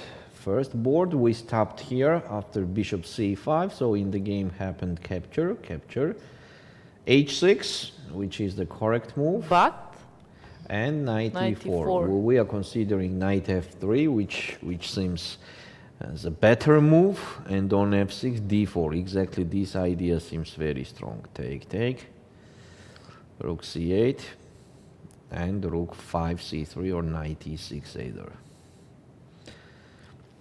Rook c3 is actually the better move. Let's start with that. So the point of rook c3 is just on the third rank where we need the rook on g3 or either on e3 to be ready to put the rook there, as on c5 it couldn't do that job. if rook h to e8, then rook e3, or I just move the king? Just king f1. Just king f1. Nothing. And there is a problem connected to Same those threats. pawns. So for example, in case of knight d5, there will be rook b3 check, And knight f5. knight b6 and knight f5. Threatening knight d6, knight g7. Here and here, yeah, big troubles. So then what to do? Rook c3 is very strong, yeah. That those knight e6 is hanging everywhere. Yeah, that's a tough position for black. But instead of that, Claudia played knight e4. Now black is better than it was one move ago. And here knight d6, also unnecessary check for now. Maybe it was better to play rook a5 first. Yeah, and just continue that way. Instead of that, Claudia played knight d6, king c7, and knight b5. So where is she going with that knight? What is the final destination? So on king b6, what are we doing with white? And king b6. Yes, so what are Claudia we doing with played. that knight? She started It seems to started me to lose that's it. control Yeah, of the seems position. To me, it seems to me that's it. It's just very close to draw. If we are going to put our knight on a3, okay, I don't mind with black to see that knight on a3. So it has to be knight a3, where else? Knight a3 and then to try to support with b4. But in that case, rook b8 will be very strong. And on b4, just king c7 maybe. What's going on b5? There is just rook b6. Take and just take. Yeah. And if I play nothing, I was thinking about knight c4 instead of taking on c6, but there is no some critical discover check. I think Yeah, just just rook take on b5 b5. and I will capture on e5 later, but nothing. This is Nothing very can be pleasant position for black. Nothing. I don't Nothing mind at about all. anything in black's position. Nothing at all.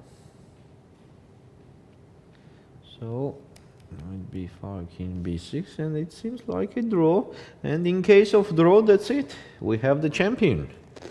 We already have the champion in case of draw. But on second board, we also had some moves in meantime. Let's see how it happened. In that critical position. Yeah, she played queen e3, the mistake. So I was wrong. I said that queen g4 will come sooner or later, but Yeah. still in the right moment. I was expecting that. So but take rook d2, b4. Oh, that's very Rook tough d3. position. the point is, yeah, I wanted to say if white takes on d3 before rook e1, rook d3, rook d3, rook c1, then I see c5 as a move. So if white takes, of course, king c7, king c6, king c5, king c4. Otherwise, just c4. Just c4, and that's it. still I Forever. have the way for the king, Yeah. but also the rook on d3 is very annoying. Correct. So That's a big advantage. otherwise, king f1, king e2 would come, and it So, would. yeah, the game was rook e1, king d7. It is white to move. So is it time to start? King g2, moving the king. King f. I'm into f3. Can I still play my idea with c5 is c5? possible, yes. c5 is possible. Well, here I have to take king c6. I don't like this position for white at Take all. on, yeah, it's very dangerous. No, come on, to find the counterplay here will be just extremely hard. So pawn has to go like Yeah, h4, c5 is a good h5, and to have this Yeah, motive but, rook e4. yeah, But do you have takes time for that? It's too much time. just But also on the same time we have to say that c5 is the only way where the black is fighting for the big advantage. Other options are not so good. They are not so good. good thing is Vega has time, so she can think and to try to find a way to keep the position. White has to find a way to keep the to play on draw. Yeah, It's sure. hard to say, but That's a fact. Okay. What Third else? board. Oh, what the bishops Nurgyul has. What's going on here? Let's take a look. So from here, everything was as planned. Everything okay. F5, okay. Bishop B5. Why bishop B5? Yeah, the normal plan here is to play just knight BD2. And just to mention, this does not make any big sense because bishop takes D2 and that pin is not a problem at all. So, knight D2, castle, and queen B3. Now E4 is hanging as there is a pin, and who knows, maybe B7 Maybe. is also hanging. So this is absolutely okay for white. Instead of that, white played bishop b5. A strange move. Castle. Knight bd2, bishop h4, g3, and bishop f6. No, she played queen d6. What? bishop h4 is also strange, kind of strange move, So what's which we going on here? don't see every day, but it works very good for Look black. at this. How nice is it? Nice sacrificing. Nurgyul on fire today. Yeah, this is It kind seems of like winning. And Rook E8. E8. Oh my gosh. yes, That's it. Checkmate. is threatening hanging. knight d6 and just bishop h3 checkmate. Yeah, that's cool. Either bishop h3, knight c3. There are a That's lot cool. of options. So after queen d6, okay, let's say that Mai Narva is in troubles. She's in troubles. The best option here is to realize that bishop on b5 was a mistake and just go back on f1 or e2. Any of them. Now h4 is hanging and black has to move the bishop. And then I'm good. Then I'm good. I can just take on this. Take and bishop f4 with tempo, queen e6 for example. Here is even knight g5 on queen e6. So then where to move? On e7. Then knight d2, bishop takes, queen takes, and that's why it is okay here. But just okay. Still I prefer to play with black, but without any troubles for white right now. Nomin Erdene. Seems like she managed to get the advantage. Wow, that's cool. So c3 pawn is very well supported with the bishop from d4. So let's see what black did wrong here. Starting from here. So knight e5, okay. Castle, bishop e6, okay. Bishop d4.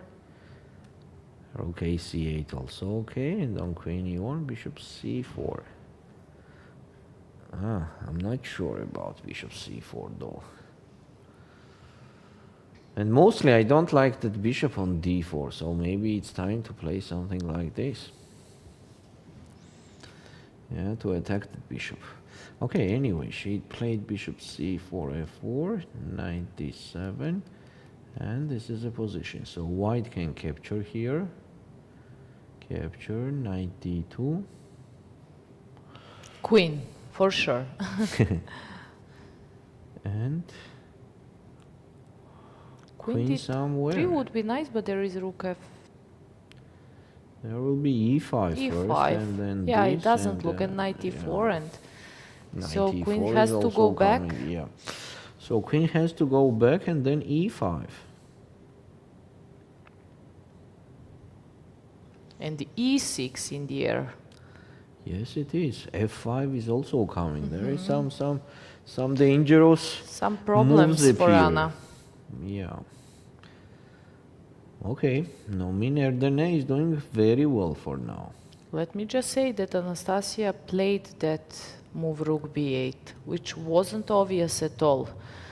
So, and b4 was So moves which exactly we the mentioned. same thing happened that we are considering.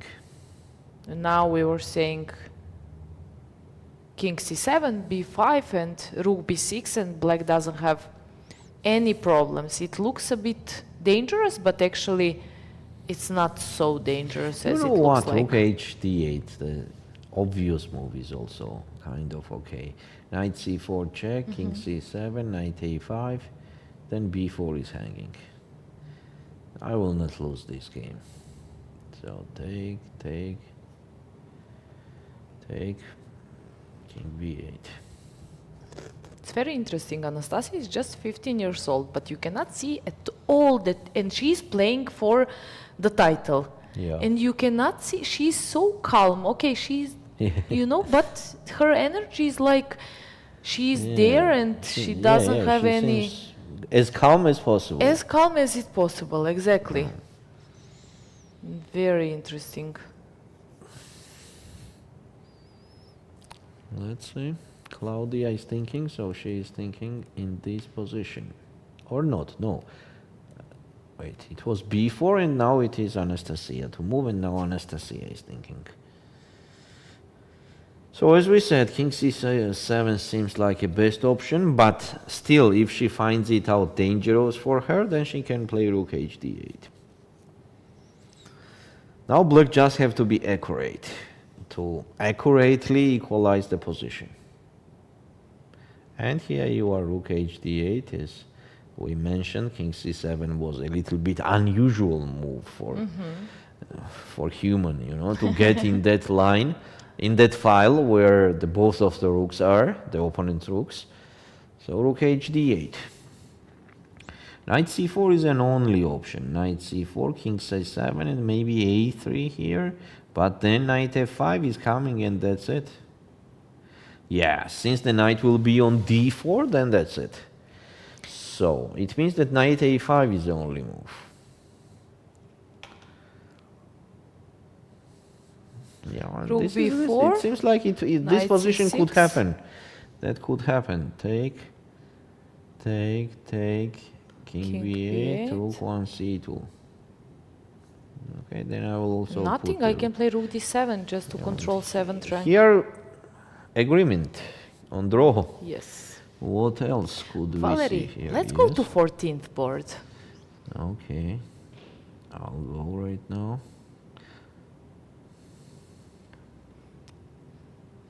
The knights. Yes. The last knights.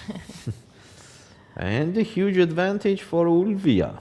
Yes, it's her turn. It's very important. So how it was? It was like this. White were minus plus in the game. And rook d1 suddenly. Take. Because of concrete.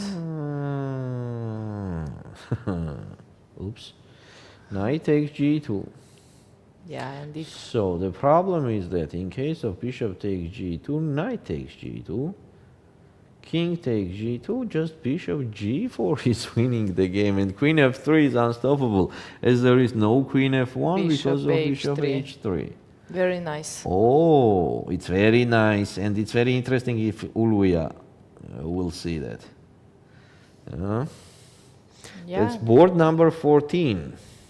In her regular shape, she would see it. Yeah. But here it was a bit tricky for her. But we see her to focus, completely focus. Look at her. She is completely in the game. Well, let's see if she's able to find out that tactical things. As we already saw in this game, some strange things are also happening, that the players are not playing the expected moves. But now I think it's not a moment. Now she will take on G2. I mean on D1 and then on G2, or even on G2 immediately, also possible. But first take on D1 if we want to make that idea that we had come true. Then take and take. It's not so easy to find this out. It's not easy, no. Just trading both of the knights. Yes, and there you have to imagine this calculation to know what disappeared, to realize that queen f1 and that nothing can protect f3 square. I saw Belaslav on the screen, so I would like just for a... What happened in his game? Yes, in her game we will 18th board. Let's use opportunity while first 4, 5, 6, 7, 8 boards are going slow and nothing changed. I'm just checking, so we will come back to our top boards. Because here we have, you know, what happened in that a lot critical of position? upsets for both players. Take knight b3. And then black, it was just almost over after rook g5. So because on strategically rook actually G5, position is G5, queen take on c3 and to take on f6 and to F6. play with pair of Why she bishops. did not And went on this with black? I mean, too many pawns, yeah, for exchange, 3 pawns. maybe she was thinking that there is e5 move Easier and way? then queen d8, something like that. So maybe. So she took on c3. Take on a5. And she cannot take on now a5 she realized because of- that she cannot take on a5. Yeah, maybe it's just a blunder. Who knows?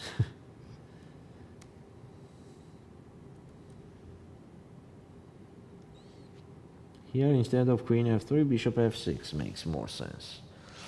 Okay, so she played queen f3 and knight e4, another blunder. Now from white side. Take on f6 and knight b5. White has an advantage. Oh my god, this is so bad move. So it was just necessary to play d5 and b6. Okay, that's a little bit difficult. Knight b5, and now if white plays rook d8 and then rook e1. So the idea of knight b5 is to go to c7 to protect the rook on a8, so you can develop a bishop. But after rook e8, let's say knight c7, rook e1. Rook b1. Now rook b1, yes, okay. Because I was thinking why rook e1 if knight is on c7. Move the bishop, then I will just eat and eat. Here and there. Wow. That's it. f7 pawn is also hanging, a7 pawn, rook, knight. Okay. Such an unexpected thing is happening for Beloslava. Knight b5. So bad move.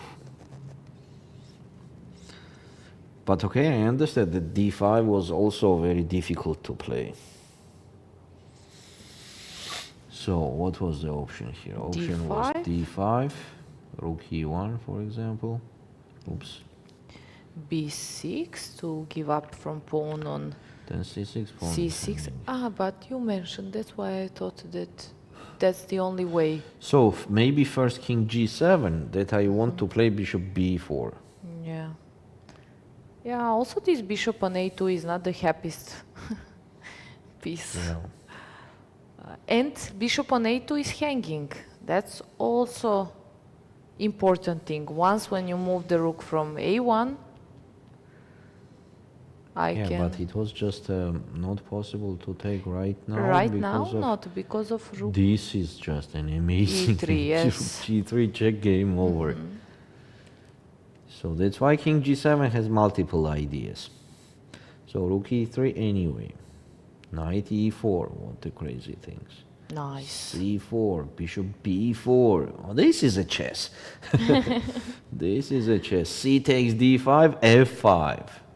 Let's go. Let's go ahead. Yeah, I Knight know C4, Beloslava. She's take on just D5, knight E5. most probably very upset. Okay. She's aware that she had winning position. She's aware what she missed, and now she has to sit there and to continue to play. And she's a very good chess player, woman grandmaster, but also talented. She's working hard, and now to play this position from previous position where you Yeah. are almost on. Okay, I will have 7 out of 11. Not too bad. You know? Yeah, that's true. That's true. But now after rook d8, the position will be very tough for her. Okay. Fourth board, we have e5.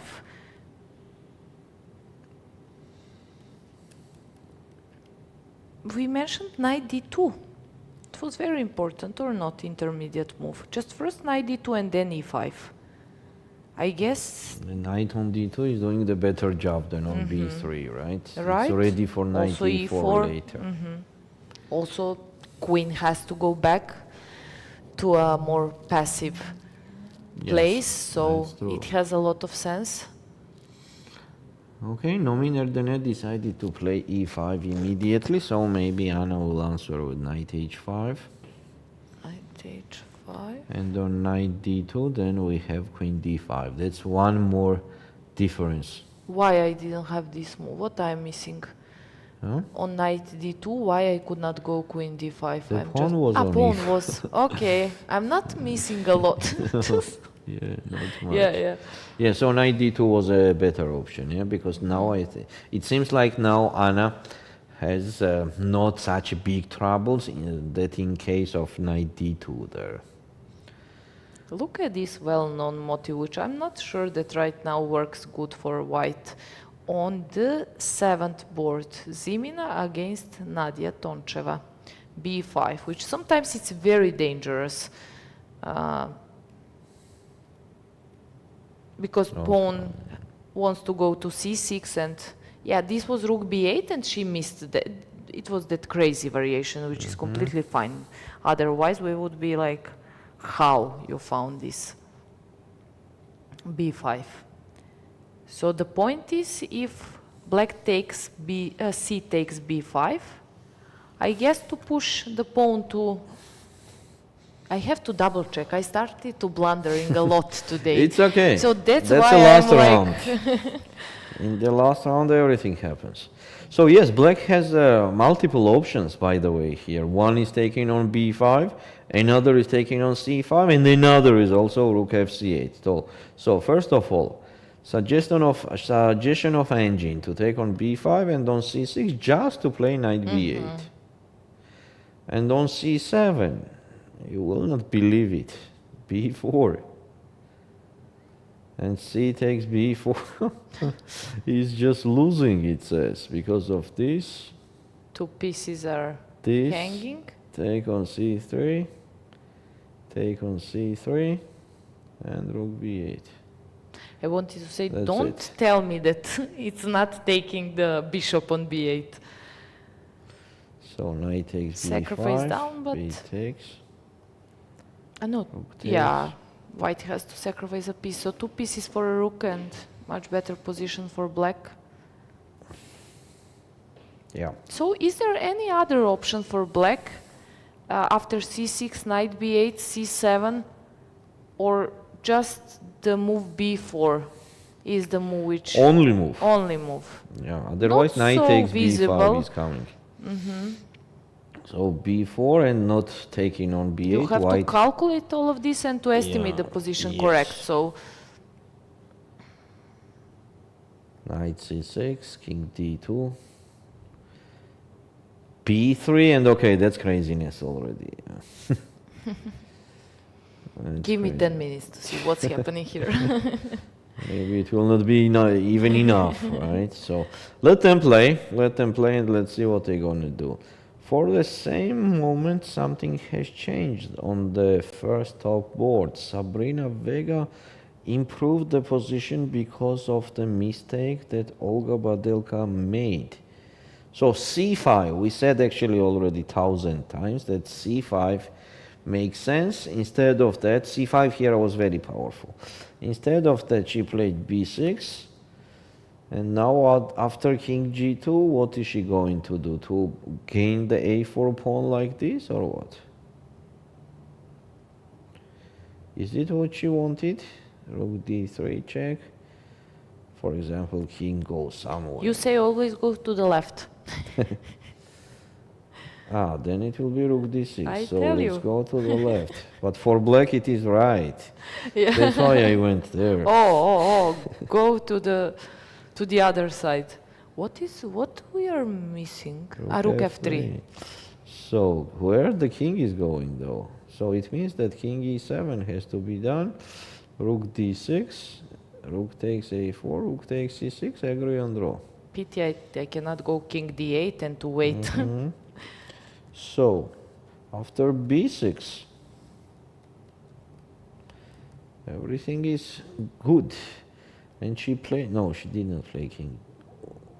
Yeah, I think she's still thinking. Yes, this is a position. Last move was b6, and we are considering king g2 as an option to move the king. What fighters. Yep. They are all playing in first, I don't know, I don't want even to check, I'm just scrolling, but all games in progress.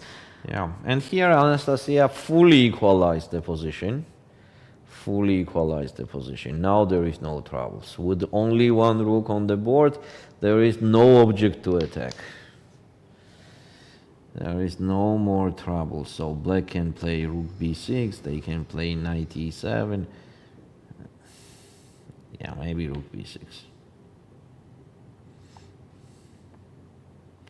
It's very hard to believe that the white can create any troubles here, as b5 does not work, knight f4 check. That check is everywhere, and on king e4, just take on b5. Oops. And of course I will give you the c6 pawn, but then you don't have anything after that. So I think that's it. We are very close to find out the winner of the tournament. Cool. A very big achievement for a 15 years old lady, let's say. Lady girl. Yeah, lady girl. To become the champion of Europe and play the excellent tournament. Yeah, she will be inspiration for all youngsters. Yeah. Okay, Mai Narva, what happened here? Okay, she did bishop f1. She realized that that was the wrong direction to stay with the bishop on b5, and she went back. And now the position is like black is still pressing, but not big problems for white. We can just do bishop g2 here and just continue with that. Black is slightly better still. Black is slightly better. Oh, and Anna Ushenina made a very strange moves. So first of all, she played knight e8, which was unnecessary. And after f5, She took? Why? Just why? Otherwise, okay, but why?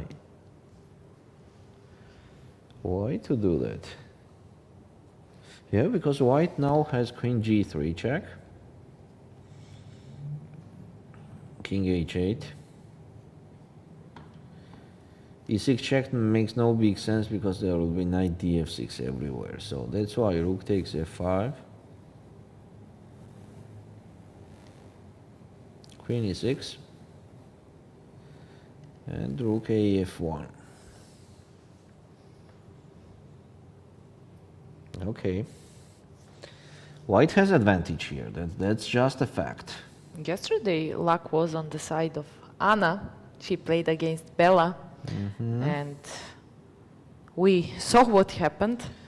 So we will follow and Actually, let's go to Bella. yeah, she's crashing today. I wanted to mention it's just her regular day in chess office.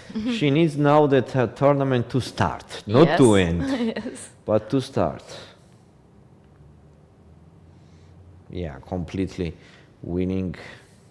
She just destroyed the black's position. Okay, let's take a look at Meri Arabidze with the same kind of position, slightly better for white. Dinara Wagner against Kobak, Polina. Here black was much better compared to this position a few moves ago when we set to play with the queen on c7. Now take a look at the queen on h6. Absolutely out from the game. So now white has more than the compensation. Alina Bivol also with an advantage against Elina Danielian. Laura Unuk.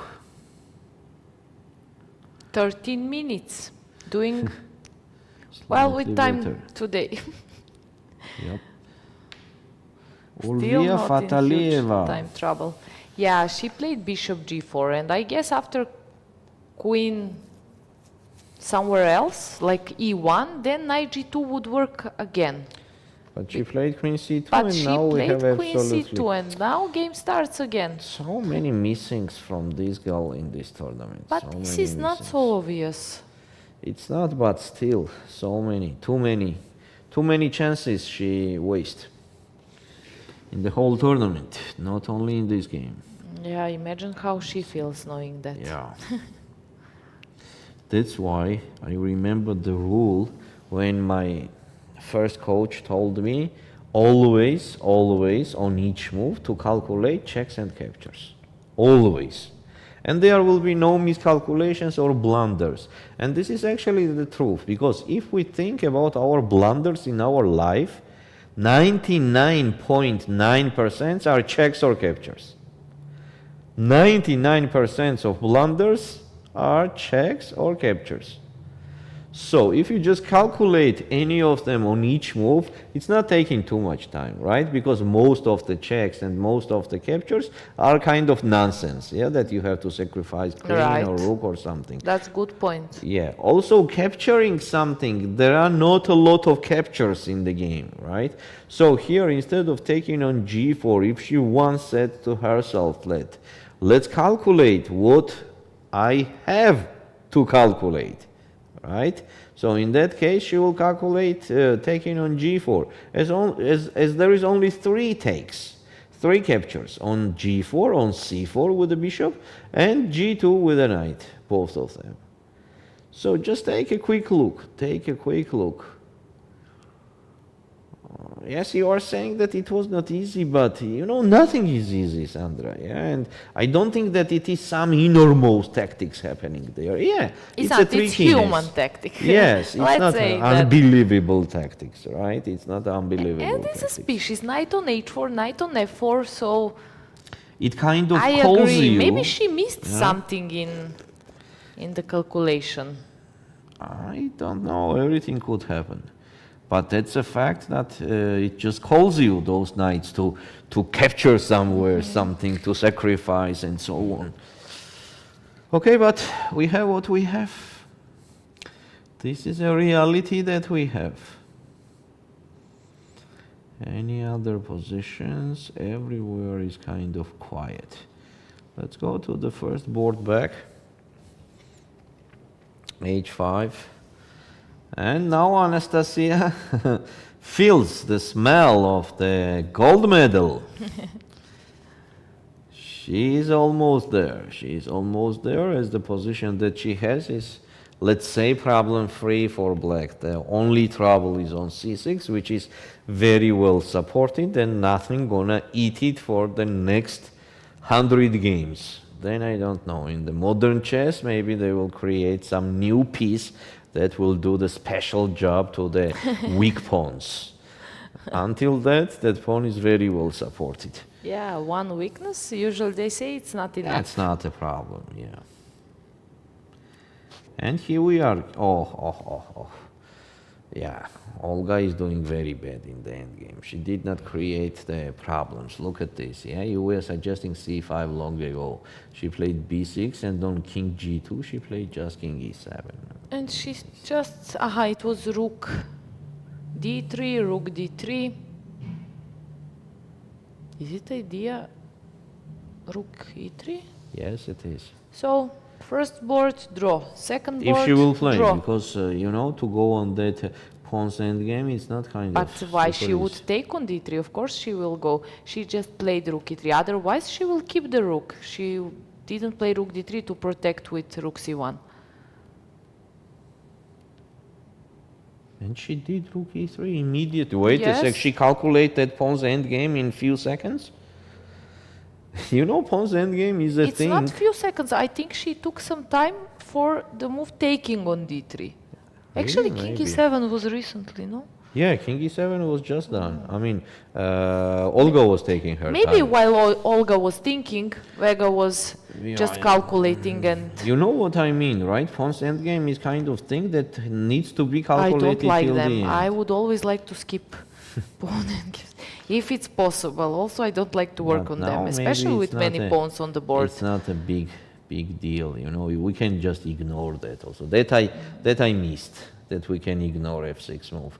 If we can ignore, then they're very simple draw. Then very simple draw. Just c4 here, then g4, h4, and that's it. e4. Just look at this. e4, g4, h4. You just put the pawns like that, and and has to be the draw. Draw.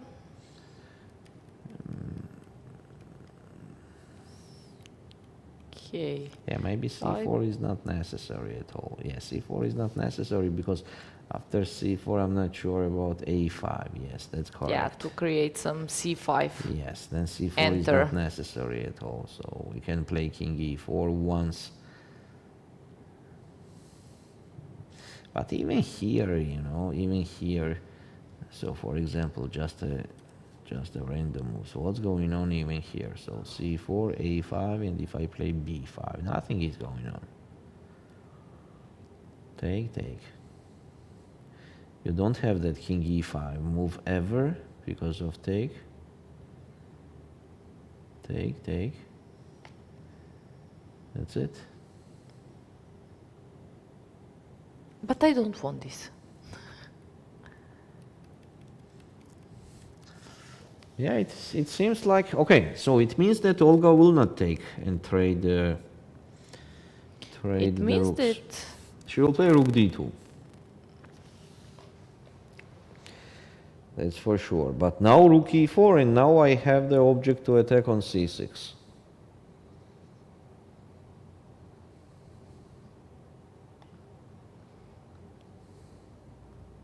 I didn't see Vega not sitting over the board from the beginning, but Olga was walking, so probably she also takes a look on the first board and she's aware that it will be a draw, and now she's thinking what I should do.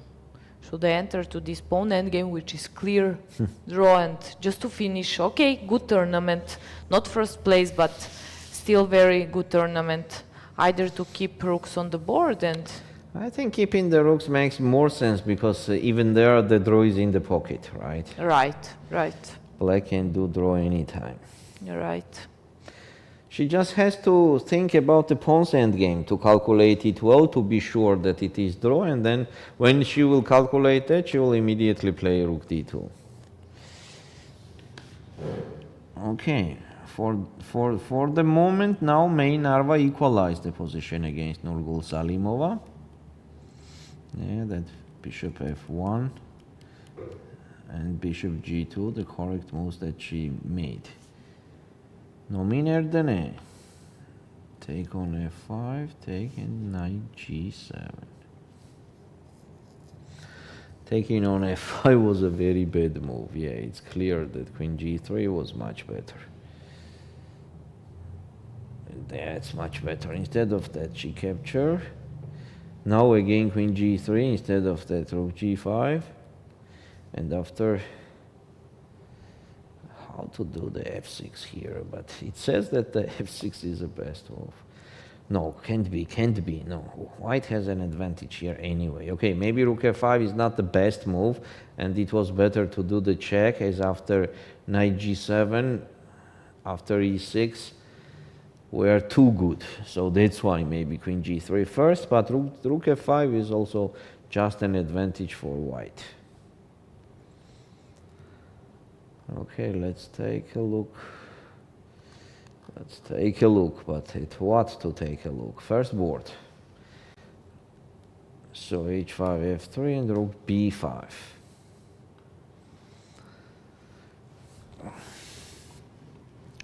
Still interesting, yeah, that f3 is a new thing. Maybe it was not necessary for black to play h5 at all here. But I don't think it will be a problem. So on g4 we can support that with g6. And we are good. Okay, actually, what am I talking about? The position is just a dead draw. The position is just a dead draw where I don't think that Anastasia will do the mistake. Sabrina Vega also draw. Mai Narva Nurgyul also could be draw. Where here we don't know. Yeah. There are a lot of pieces on the board. It seems like they just started the game, so yes, anything can happen. It's pretty much equal position, but fourth board,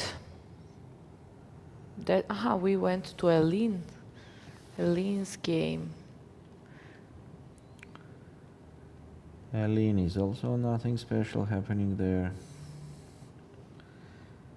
Anna Ushenina. Here black also improved, by the way, and Gofar is absolutely okay with that knight in the center. Olga Zimina start missing a lot of things, yeah, and actually nothing much has changed. Rook fc8 was in that position that we considered last time. Stavroula here, Monica also improved a little bit. It was a bigger advantage a while ago for Stavroula. And now Bella Khotenashvili. You know, people are wondering in our chat if it's some error, mistake, that Mai Narva is just on 9 minutes after 13 moves. But I'm afraid it's just what's happening there. Position is quite complicated, and this bishop h4 was a bit unusual move, which you don't consider and you don't expect. Once it's on the board, you realize that it's dangerous and all ideas connected with this move. So she had to be very careful how to react, and she found that bishop f1. But I don't see clear plan. Knight on f3 is pinned. If you move the queen somewhere, b3, whatever, knight on d2 is hanging. So if you take knight e4, you don't want to do the... Actually, knight on d2 is not hanging. Okay. This happened in the game. Black is slightly better. Yes, it's more pleasant because you don't want to take on e4. To open f-file, to centralize this pawn, to advance this pawn, unless you can jump to e5 and there is no knight which guards this square. So it's a bit easier to play position as black. It's equal, but I would give advantage to black. Yes, definitely, because white is the side that has to equalize. So, I think we can do another break now, and later it will be already the time troubles, at least very close to time troubles. So stay tuned and see you soon. See you soon.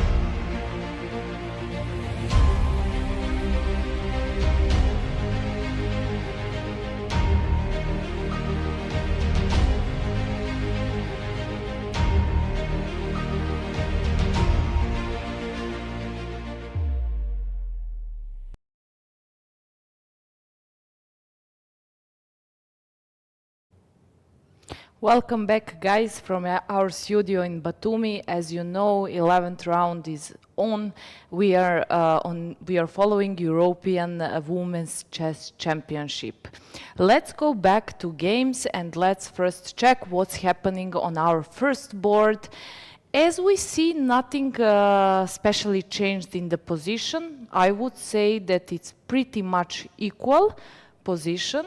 Last move was h4, last moves, h4, h5, and we were saying that maybe h5 wasn't the right decision of Anastasia, that maybe Claudia can try with f3 and g4 and to create some counterplay, like to find a way to make some pass pawn. But then we realized that if g4 comes sooner or later, Anastasia just can reply with the move g6, just to keep control on the king side. Rook c4, king d5, very logical move, just to improve the king. And now Claudia is thinking. What I think about the position is that, of course, it's equal, and we can say that Claudia had some chances for sure. If we would go back to the game, this was actually critical point of the game, where she could try to play maybe on win, playing the move knight f3, and the idea was after f6 to push the pawn on d4. And why this is important? Because if black takes here, she can just take here to keep control on c6 pawn, to have this square, which is important for some attack on the g7 pawn. I think this position would be really unpleasant for black, but Anastasia played very solid game, so maybe she would just keep controlling the position, and maybe even after, if this happened in the game, would be draw at the end. Still, game is in progress. I don't say that this game will be finished soon. We don't know. Claudia is trying something, obviously. She had chance to make a draw, but she didn't want. Here she lost the control of the position. She started to play with the knight and to give some checks, and this wasn't just the way to play on win. And then rook b8, such a great move. The point was that there is just control of b5, but also once when b4 came, rook d8, potentially king c7, and after b5, then there is this very important move, rook b6. Maybe this was previous idea of Anastasia, and then she just changed her mind and she decided to play a very logical move, rook d8. Finally, to enter this rook to the game, controlling d3 pawn, to try to centralize her rooks. Knight c4, king c7, a3, just protecting the pawn. Rook d5, offering a trade without playing with one rook and the knight. It's even easier to play for Anastasia. But of course, as I said, nothing is over till we don't see a handshake. g3, h4, as we said, rook b5, rook c4, king d5, and a4.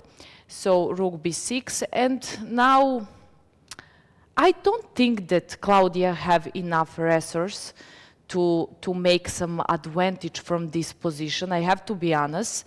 Of course, she's hoping, as she has 7.5 out of 10, and as we mentioned a lot of times, Anastasia is on 8.5 out of 10, the solo leader after 10 rounds which were played here. Let's go to next game. Let's leave them to think and to make a few more moves, just to check what happened in meantime on the second board, where Sabrina Vega plays against Olga Badelka. Last move h4. Valerie is not right now with us.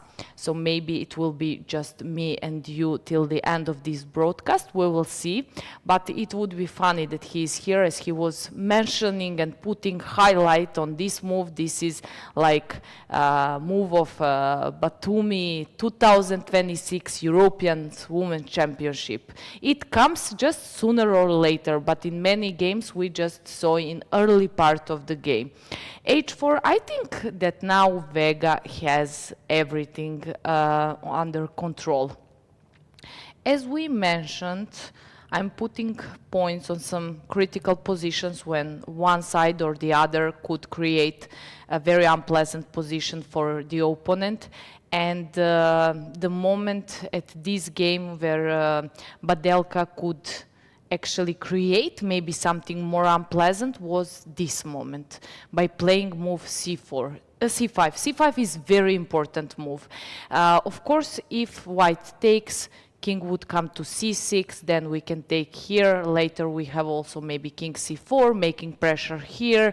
a4 is weakness, and I'm sure that in this case Vega would continue the game with move b5, but then there is later very unpleasant move c4. c4 is unpleasant move because still later maybe I will have c5 square to enter with the king and to centralize my king, but also there is idea with a6 later and just to make a small weakness here, to make some trades and then to come closer. And the third idea is to keep this rook protected here, so whenever, for example, rook d3 comes, I take with rook d3, and rook is just very powerful on d3. And this position is better for black, but it's even better when you have this position over the board, than engine says. It's very tough to play this type of rook endgame. It's very, very tough. If you decide, for example, to protect the pawn, then just king c7 and king is coming here, and if a5 in case to prevent, then we just have move rook d5, and then suddenly 3 pawns on 5th rank are under attack, and here it would be not hope for black. Of course, Vega would not take the rook here. She would just keep the pressure here. Actually, there is no concrete pressure, but it's better just to keep rook here, which protects the pawn on c3, and to try to activate the king. But I say this was the chance for Badelka. Instead of this, we saw in the game king d7, and then b6, and then again not c5 move, but king e7, rook d3, rook d3, rook e3. Here we were thinking what will Badelka decide to play, as we mentioned. After rook d3, f takes here, f6, we can just even ignore taking here and just to continue the game, for example, with king f3, and that's a draw endgame. So I'm not surprised that Olga decided to play rook d5 move. This move just tells us that it's more comfortable to play this position with black pieces. Otherwise, she would go for rook e3 and she would play f6 and she would say, okay, draw, it's fine, my tournament was quite successful, I will not win the place which I could win by winning the game, but I had very tough tournament, last round against Vega, she was doing great, etc. Still, she is trying to press, and maybe we can say that the endgame is equal and draw, but it's much easier to play this position as black. And as long they play, it will be more tougher for Sabrina, because she will actually spend more energy than Olga, because she has to be careful, not Olga. So that's the point of this rook endgame. h4, a5, f6 was interesting move. In case of f takes, we just take with this pawn, and okay, I mean, if, for example, white plays king f3, then I can play either rook d2, either rook d1, to try also to attack this pawn here. So now all of these pawns are protected. This one is not, but there is no chance for white to attack h7, h6 pawn, and actually this idea is always in the air. Instead of playing f6, Olga decided to play a5 move, which is also very reasonable move. If b takes a5, then rook a5, and suddenly, once again, black has slightly better position, but I would say that, as I was saying, it's just more pleasant to play this position as black. I would say here we can see two results. Most probably it will be a draw, but maybe Olga can create some threats, and we will see. We will see what will happen here. Let's not talk too much about result, as the game is still in progress and nothing is clear. Rook e4, the best move, c5, and now, okay, white can just, let's see if Vega, no, it's still Vega's turn. We can see them on our screen. Vega is thinking about the next move. Of course, she will not play this move, as rook c5 would come, and then there are two weaknesses, c3 pawn and a4 pawn. So I don't think that she is even considering this move. She's just thinking, should she allow to black to take here and then at the end to take here and to make pressure on b6 pawn, either to take on a5 and after this move just to try to centralize the king. So king in the endgames is like queen in mid-games. It's a very important piece, and most of endgames you cannot win without the king. So king is highlight of endgames, and you just have to centralize your king. Here the problem is, not sure if this is the problem actually, as after this move I can just retreat my rook. So not even king f3 is option, of course, either to go this way, which is a bit more passive, but now I would say everything is under control. These two pawns are protected, and whenever this move comes, I just have this move. I don't think, yeah, there is no enough time. It would be perfect that king is on d7, so then king c6 and king d5, but this is just a dream today for black. So black has to retreat the rook to d5, and then rook e4 would come. Let's see what Vega will decide to play at this position after c5. She's still thinking, and while she thinks, let's go to third board. Third board, Valerie was saying that this position, I mean from the beginning, that it could be a draw, but if you ask me, I have a bit different opinion. I think that one of players will win this game. Maybe I'm completely wrong, that's just my opinion right now, and we are entering to time troubles. Mai Narva, she has just 3 minutes and they played, let me check, 17 moves.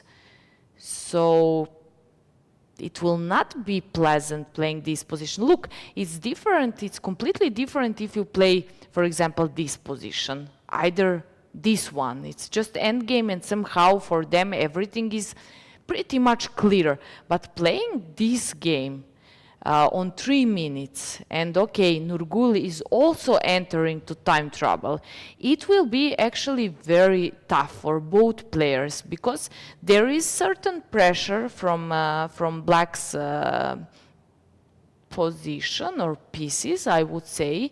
Engine says it's just equal position, but I just see this position completely different. Like if I play this position as white, I would think that I'm slightly worse.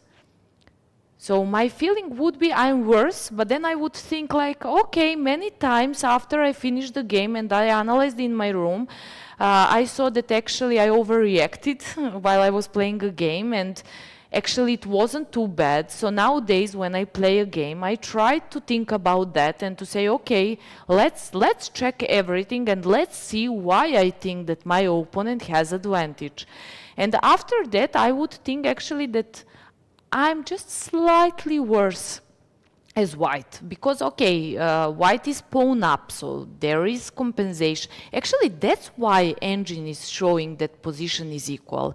So white is pawn up, and if you see that when one of players has material advantage and engine shows equal, that position is equal, it means that the other side who has material disadvantage is doing good, that there are chances for counterplay, checkmates, many different threats over the board, etc. So queen a6 was the last move. Let's go a bit back just to see what's happening. Bishop g2, king h8, and then queen b7. We were saying that this move, this queen b3, was very important in early part of the game. I can just go very fast back to show instead of bishop b5. So I will repeat one more time because I guess that new followers are coming in meantime, and I want to conclude that. Queen b3, instead of bishop b5, queen b3 was very powerful move. The point is that, for example, if at some point of the game there is a long castle, there is move knight d2, and now I'm threatening to take the knight on e4 as this pawn is pinned, so we don't count this pawn as defender of knight on e4, and also there are threats like potentially we can take the pawn on b7. So why black has always to be careful and always to double check. But on the other hand, I just placed my queen on very solid square. So I don't lose anything. I activate my king. I'm pressing this pawn on b7. I'm pressing pawn on d5. And I have certain threats. Rook e1, f5, instead of queen b3, either knight d2, bishop b5, castle, knight d2, bishop f1. The very important move. Let me go back. I pressed something, not on purpose. Bishop h6, bishop b2, queen b7. The most logical move, bring the rook to e8. You know what? This rook here is also not connected with the other rook. So you should always bring the rook here, because later on maybe this will be decisive. We don't know, but the right place for the rook from a8 is on e8. Queen a6, very smart move, because knight on c6 is not really pinned, but whenever this knight will be moved, then I can just choose and trade queens. And then I will be pawn up. So black should be very careful. Black wants to keep queens on the board. Rook e6, very logical move. Engine doesn't like this move. I really like this move. Maybe something more concrete, as I was mentioning. Position is unpleasant. It's just unpleasant playing this position as white, especially on 3 minutes. So f4 creates some threats, even though maybe there are no real threats. You have to double check, and suddenly you start to be a bit afraid. Maybe afraid is strong word, but yes, sometimes I'm just afraid of the position of my opponent, of losing the game, losing opportunities. So f4 was actually a very nice move. Instead of that, Nurgyul decided to play rook e6. The move, I have nothing against this move, really. Once I move the queen from d6, then from d6, yes, then I will have also threats to move the knight to d4, attacking the queen on a6, and also maybe I want to double my rooks on e-file. So rook e6, knight e4, f takes e4, and knight e5. And okay, suddenly, I prefer white's position. So yeah, f4 was, this was critical moment after queen a6.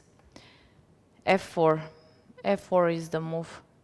Knight e4, d takes e4, either rook takes e4. Let's just check. D takes e4, then there is again this unpleasant move, knight e5, which threatens also to take the pawn on e4. If knight e4, then as I mentioned, queen takes d6. I just like to trade queens at this position. And then d takes e5. And what? If you take with the rook, I can just take here. And if you take bishop f4 at the end of the story, there is rook e4 move. Yeah, a lot of things we can analyze here after taking on e4. Let me check f4. Let's see what would happen after knight e4. Rook e4. What would change here? Rook takes e4. I have to take with the pawn. And of course knight e5 once again. So black is basically forced either to protect the knight on c6, but of course that's not good because also bishop is under attack. Black is forced to take on e5. Knight e5, queen d6, c takes d6. I take back my piece. Give me my piece back. Take here and just bishop e4. Bishop e4. And now I'm thinking, what would happen after the move rook d8, which looks a bit unpleasant, to be honest. I just want bishop h3, bishop h3, maybe either even better f3, but I'm threatening also rook d8. So white has to prevent that. Bishop c2. Bishop c2, and white has, from the beginning, this bishop is on c1. 24 moves in this analyze. This didn't happen in the game, but 24 moves with the bishop on c1, and still engine says it's equal position. Material, let's check. Yeah, black is pawn down. That's why engine says that position is equal, but it's good for black. Okay, this could happen in the game. f4, very interesting move. Instead of that, rook e6, and Mai Narva just reacts perfect moment for knight e4. Like I was thinking before, maybe knight e4, I don't know when it will come. It looks a bit unpleasant to take and to connect these rooks and to open f-file, but actually there is move knight e5.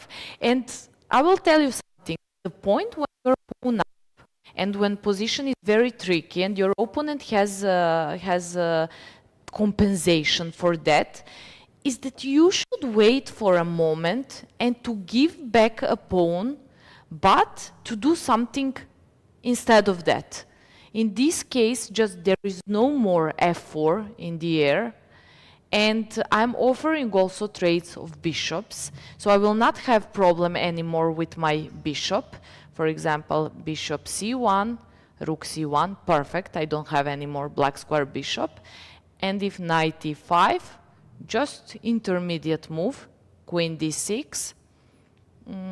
I have to take with the pawn, so I have to protect the knight here.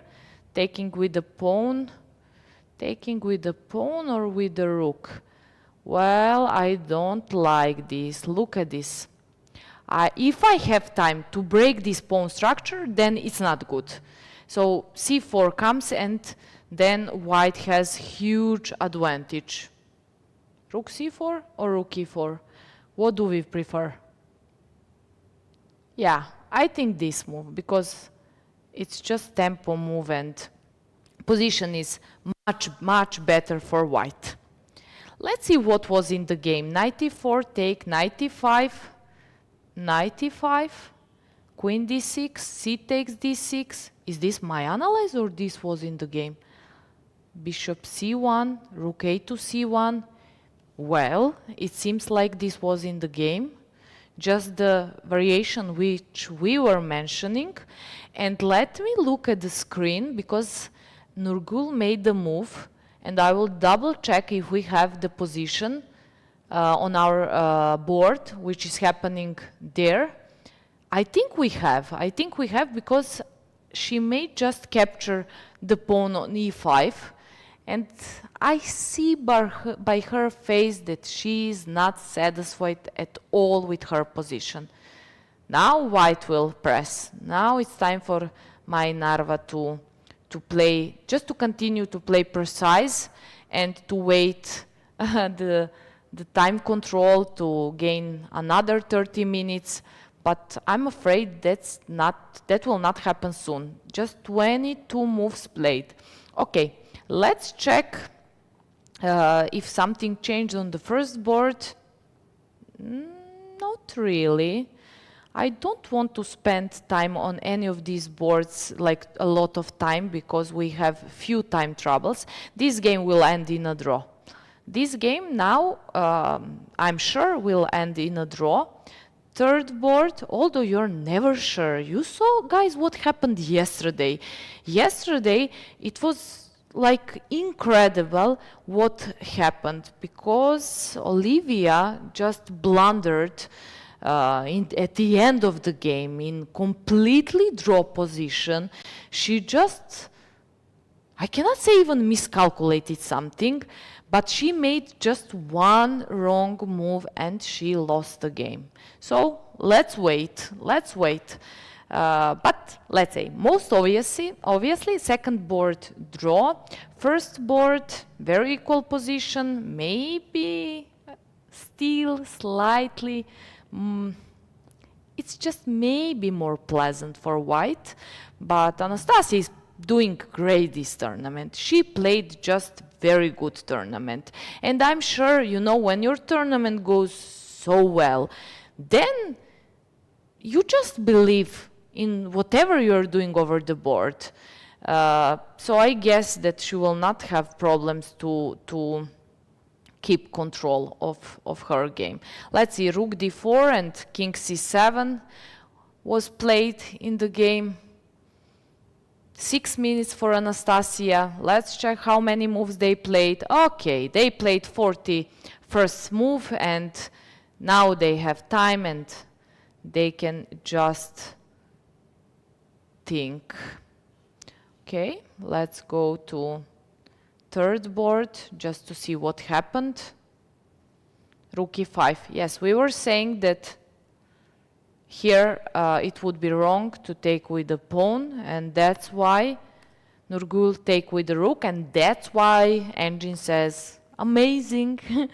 It's nothing amazing behind this move, it's just the other move. There are two options, the other move is very bad, so this is the only good solution for black. Still good for Nurgyul that she played this rook e5. c4 came, no matter if d5, rook e5, c4 is very important move in order to break this pawn structure and pawn center. d takes c4, rook e4, everything is very forced, bishop e4, bishop e6. Well, I guess my colleague Valerie is right about everything he says here. It's unbelievable. It's unbelievable. This game now smells also like a draw. What else I can say? Let's check. Let's go a bit deeper to this position. If, for example, now this pawn is protected, so I want to bring my rook here, and I want to make pressure here. There are 3 pawn islands in black's position, 1, 2, 3, and there are 2 pawn islands in white's position. Still, I'm not sure this is enough for Mai to play on win. Of course, the only move would be rook d8 to protect the pawn here, and then maybe c3 is also somewhere in the air. Maybe the best option is just to block the bishop and to enter to this rook endgame, which looks more pleasant for white because there is pawn on d6 and the rook is more active, but I'm afraid not enough racers for winning this game for Mai Narva. Still, from the position she had from the beginning, I think she should be satisfied and just to continue to play and to try to improve the game. On the board, rook d1, as we mentioned, rook d8, and we will let them to think a bit. 26th move, time trouble, but let's check if anything else is happening. Fourth board was very interesting. Before the break, white had advantage, and now black has advantage. Anna Ushenina has advantage on the fourth board. Not just positional advantage, but also she has 8 minutes, and her opponent, she has just 2 minutes. Nomin Erdene. Okay, I will not pronounce surname. It will be very difficult for me. That's not my how I can say. I'm not so good in that. Let's just say like that. So let's focus on games. Let's see what happened in meantime. This was the position: Rook G5, King H8, and Queen H5. Queen H5. What I think is that white just has to push pawn on E6, like no matter what. Why you would not push the pawn to E6? Like, it's just tempo move. And there is a bishop in white's position, and we want to open this bishop, and we want to do something with this bishop, and I don't want to regret about that. I don't want my bishop to stay here and potentially to be blocked. This bishop is a part of attack on the king side. So I want to play move E6, and I see just one move for black basically. There is move knight F6, because after F6 I can just take here, and then with the other attack of this rook I will have just material advantage. So this is obvious. This is very obvious. So let's see why she was afraid. I'm sure that she was considering the move E6, but she wasn't satisfied with something, and with what she was not satisfied. Okay, now this pawn is hanging. I can just take rook F7, Queen F7, rook F7, Queen F7. Let's play Queen F7. Just it looks better on I. I want to have my pieces there, and I want my pieces to cooperate together. So that's very important. And then, okay, I mean, here there is advantage. There is certain advantage for white. Maybe rook E5, why not? Let's put the rook on E8. Let's attack this pawn. Everything is protected. I will play rook D1 sooner or later. For example, let's protect and let's just bring. And this bishop on D4 is nightmare for black's king on H8. Most probably till the end of the game. So here black has to be very careful. Not white, but black. And there is advantage. Yeah, I'm just not sure why she didn't play. Why she didn't play. Yeah, okay, she did not play. We will not go too deep.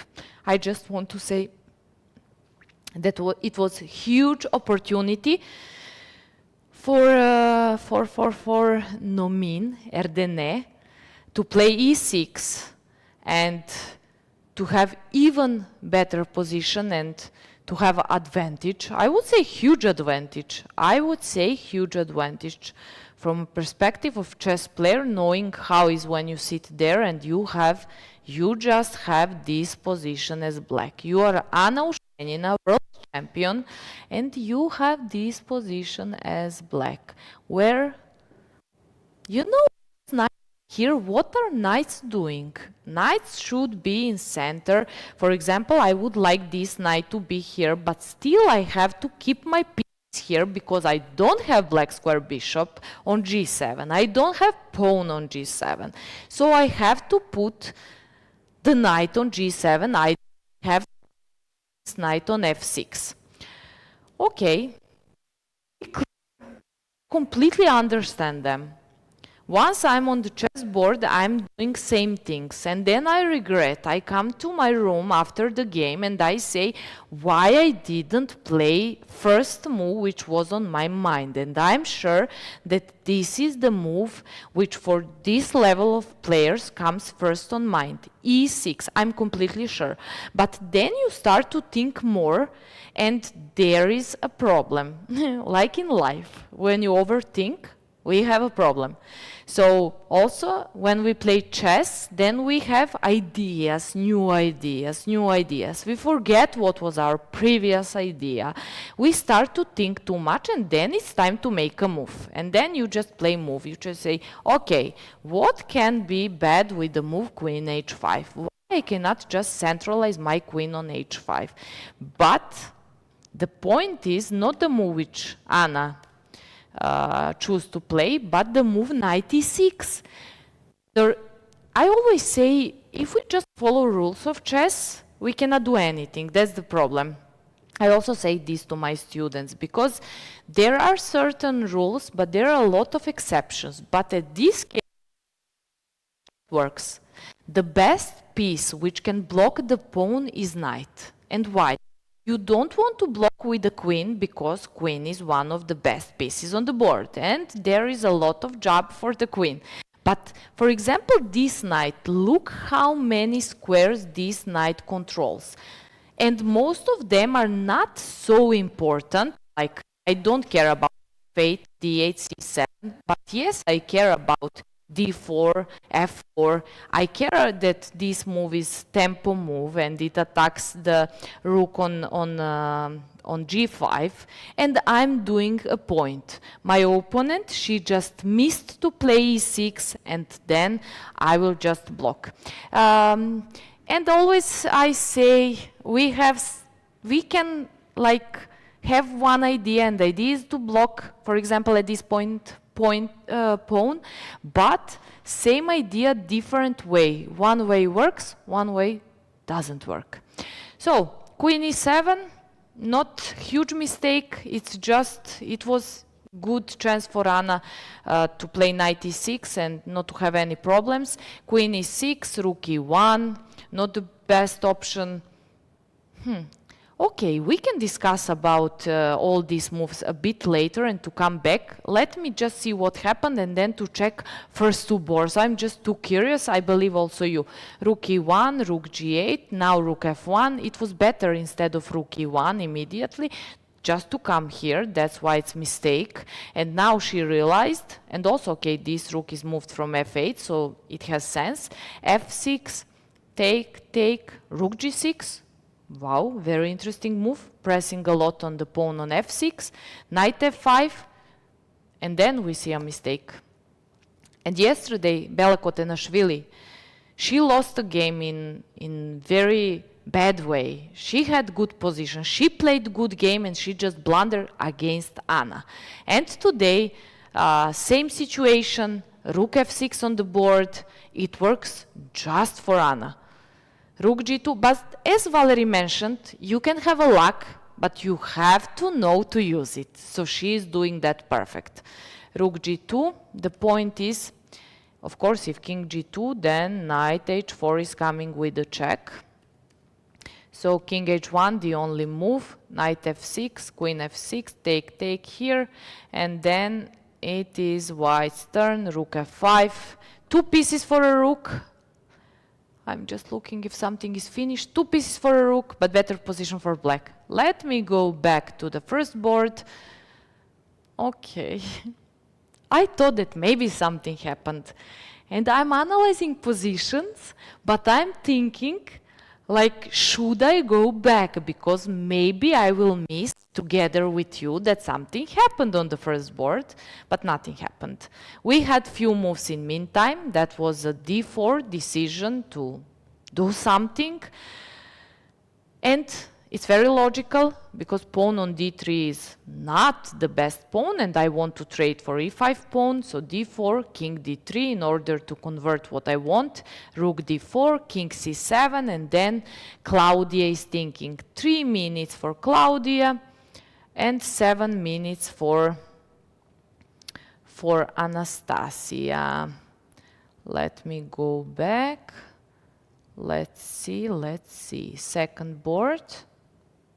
This will be a draw. This will be a draw. King e5, last move.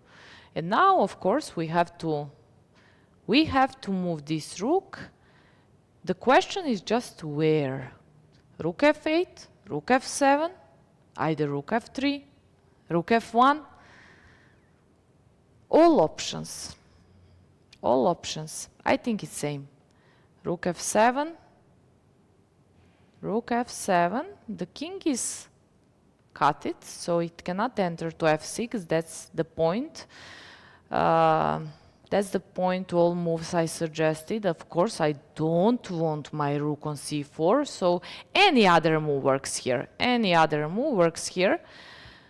Vega is still thinking, yes? 6 minutes on the clock. Sorry. Rook f4, king e5. Rook f4, king e5. Maybe this is the best option. And I will explain why. So, not to keep an eye on this pawn. This pawn is not in danger, but to have option for rook g3 and to push this pawn and then to enter with the king to e4, d3, c4, which will not happen. Which will not happen, but still I think this is the best option. This is the best option. Because I just want my rook behind my pawn. And I want the rook to be passive, controlling. Which, for example, after rook here, rook d7, rook g3 or rook e3? Rook g3, let's go with rook g3, but then there is this move. There is this move. So let's give a check first. But then there is king f6. Then there is king f6. And if now this move, I can play just king g5. Why not? I just want to block this pawn. My king is centralized and everything is fine. Everything is fine. Here we have almost same situation, so our focus can be on these two pawns. And I have g4 pawn, actually not me, Vega. I would like to sit there on the second board, 11th round, being a player. But I'm not a player on this tournament, and Vega is playing there against Badelka. So I want to say that this position is just equal. Okay, let's see. I'm on Valerie's computer, so here we have a chessboard, and I cannot follow our YouTube channel. I'm sorry. Maybe you have some suggestions for positions, questions, something. But I'm not, I just cannot follow that. That's on my computer. So we can just continue to follow games and I can guess what could be interesting. Maybe this. Eileen Roberts against Margaret Olde. I hope I pronounced good. Let's see what's happening here. So, white has material advantage, and material advantage is pawn up, yes. Let's say this pawn. But on this side, pawns are doubled. But still, white is pawn up. White is pawn up, which is important. White's rook is more active. King is ready to enter to a game. This king is also ready. It's time for king f7, rook b7, attacking this pawn. And you know, in rook endgame, sometimes you want to sacrifice one pawn just in order to activate your pieces. But here, that doesn't work. So black has to protect with rook c8. And then, why not king f2? Yeah, king f2, king e7. Maybe to push g4, so just to have those pawns here, g5 in the air later, and then I will make a progress with my king. I think this is much better position for white, and I expect from Elin to, of course, she will play on win, but somehow from this game, I'm not sure that black can save this game. Although many times we prefer, if we are like pawn down, to play rook endgame, because many of rook endgames are draw when you're pawn down. But this position is it's just much easier for white to play. Black is passive, I'm pawn up, I'm ready to activate my king. I could play even instead of g4, I could play maybe c4 move, just to prevent pushing this pawn and entering with the king. And if king d7, what if king d7? Maybe I can make maneuver with my rook, because I don't need my rook anymore to b7. Now pawn is well protected and rook is just ready to enter to a game through most probably a file. So I want to play rook b3, and for example, after the move rook a8, voila, rook g3. And then, if rook g8, then I don't know, I push, either I play king e3, but why not to push, to control all of this? Sorry, okay, actually we control also. And I just want to centralize my king. I guess so. I would need some time to see for a clear plan, but here maybe you don't need clear plan. You just play move by move. This position is like that. Okay, huge chance for Elin to win, maybe to win in 11th, the last round. Anna Matnadze, yesterday she was a lucky girl. Of course, she was doing great actually in yesterday's game. She was pressing almost whole game. In the opening, she blundered something. Ulviyya didn't see that, so she could not use that. So in case Ulviyya saw that, then we could say Ulviyya was lucky. Of course, when we are always saying it's not just luck, but luck is very important thing, which together with chess knowledge, mentality, and all other things, has to be on your side to win this type of championship. It just has to be there. It can go, there are things we cannot see. So luck could be someone of them is sitting in the room preparing with the coach, and then they are preparing few potential lines, and you just don't like if your opponent will decide to play one of them, and you just say, okay, I just hope that today she will not play Caro-Kann advanced variation, and you sit over the board and your opponent doesn't play that concrete variation you didn't want to have that day over the board because of some reasons. I don't say all of them are well prepared on all options which can happen in the early part of the game, but still you feel much more comfortable in certain types of position. One day you're in the mood to play very aggressive. Tomorrow you see that your opponent plays very aggressive, so you want to skip that, and that's also strategy and part of preparations. Okay, games, event. Let me see. First board. What I can say about first board? What I can say? Knight b3, the last move. Let's say the most logical move. Knight f5 in order to attack rook on d4 and knight. Rook on d4 and knight on, and the pawn on g3. I'm repeating knight, but yeah, knight is the one. Knight is boss here. I guess this is the idea. To give up from pawn, but somehow now knight is on g3. Knight is not close to queen's side where something could happen soon. And also, I'm just afraid for this knight after the move knight d4, because I control f5 and I control fourth rank, but also I cannot attack this knight. Okay, knight d4 in order to control this square, so knight cannot go back. It would be perfect to capture the pawn and just to go back. But I play knight d4, and my idea is, my threat is to push b5. But in case black wants to stop b5, then can I play a5?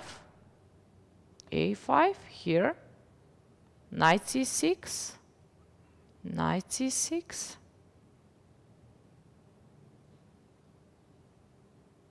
Some potential checks, no? Knight f5. And okay, still engine says it's equal. Something else here? Something else? Let me see suggestion of engine. King c3. So to give up from pawn on g3, to control the knight on g3, so knight cannot go back into the game. Play king c3, and then just, I guess this is the idea. Or what? If I play, for example, just this move, improve the rook, still we control here, so knight has to stay here. I'm trying to see what is good for black. Maybe just to give back pawn. You remember I was mentioning sometimes if you are pawn up and you don't have such a pleasant position, you're waiting for a certain moment to give back that pawn in order to have more pleasant position to play. So b5, take. Should I take or should I play aggressive? Okay, from here I'm in the studio and I choose to play h4. But I don't know. This is kind of a risk. This is human risk. With the rook on b6, which doesn't control anything here, it's easy to go to b8. Maybe you should not be afraid of that, like take, h3, and then who knows. We will see if this happens. We will see. Let's see. Knight b3 is the last move, yes? Yes. Knight b3, the last move, it is Anastasia's turn. They pass time control, so she has a lot of time to think about the move knight f5, which is, it looks logical, but yeah, she also can see that once when knight comes to g3, it's not easy to enter with the knight back, go back to the game, like where we have things which are happening, and that's d file, c6 pawn, so basically queen side. That's the problem. But on the other hand, if you capture the pawn on g3, like we were analyzing, there is this g5 and h4, so it's kind of counterplay. Anastasia needs just a draw. So I'm not sure if I would recommend her to go to that. But on the other hand, what else? Okay, knight d5. Let's see. Knight d5 move. And this knight is protected by c6 pawn. So what if I play just b5? Am I threatening something? When I take, king takes, there is knight a5, knight c4. I will just show. But maybe there is knight b4 intermediate move. Interesting. Okay, g6 of course will not be played here, but I was thinking if this king here, then there is this unpleasant move. Still there is king c5. Okay, nothing. Of course after this, okay, I am blundering. It's official, rook b3. Nothing, forget about this.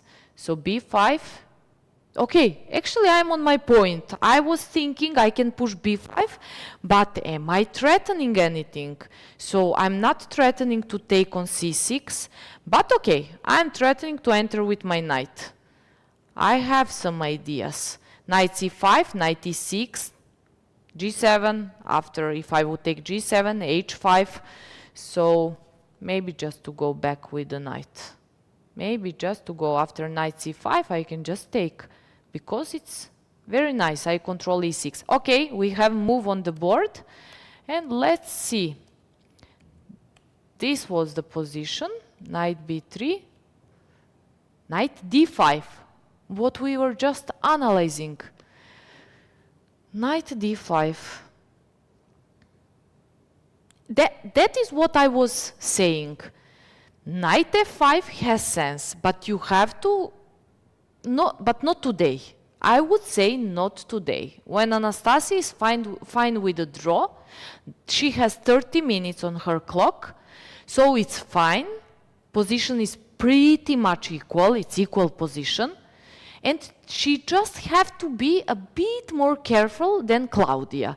And then why would you play knight f5 and knight g3 and g5 and create it pass pawn for your opponent, but create it your own pass pawn, calculating, entering to time troubles, if you can just play knight d5 move. And after the move b5, she can just go back. We said after this move, there is this move. Knight e6 is not a threat. Rook d7, I can just play king c6. Rook e7, king c5. Threat. I'm taking here. Let me check. Nothing. Black is pawn up, so whatever you take, if white decides to take here, I just take here. Rook a7, king b4. I mean, very good. Very good for black. Other options? Rook a7. I can take here. I don't see problem, because after this move there is king b4, even better maybe rook a6. So rook a4, draw. So we can see that Anastasia actually played very good move. Knight d5 is good move. Knight c5, and the point of knight d5 is that I can just improve my king. I don't care that knight is pinned, as long as white doesn't have pawns on c either e file. So I can just, I think she is ready to just to play king d6 move. Let's wait and see, and then maybe it's time to check also second, third, fourth board to see what are other, king d6. She has everything under control. She's playing very nice game. She's playing good game. Maybe not the best from early opening, as making long castle wasn't the best choice. The best was keeping the king on d7. On the other hand, from that moment, she just didn't give chances to her opponent. It was one chance with knight g5, if you remember, going back with knight to f3, but also Claudia has to find that. Are we going to see repetition? We will stay here. I want to stay here because I feel like we will have repetition. And I think that Anastasia is also thinking that she is like maybe few minutes closer to becoming European women's champion.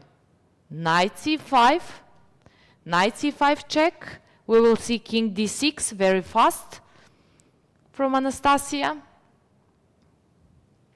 Claudia was doing this through game. She was looking at her. That's very interesting, like why you are thinking. And she's looking, I think that she just realized that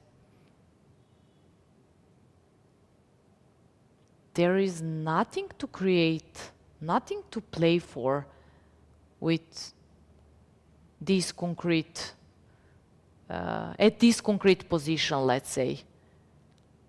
Okay, we will stay here, we keep an eye on this game, and let me just check if engine bar got crazy on some of our other games.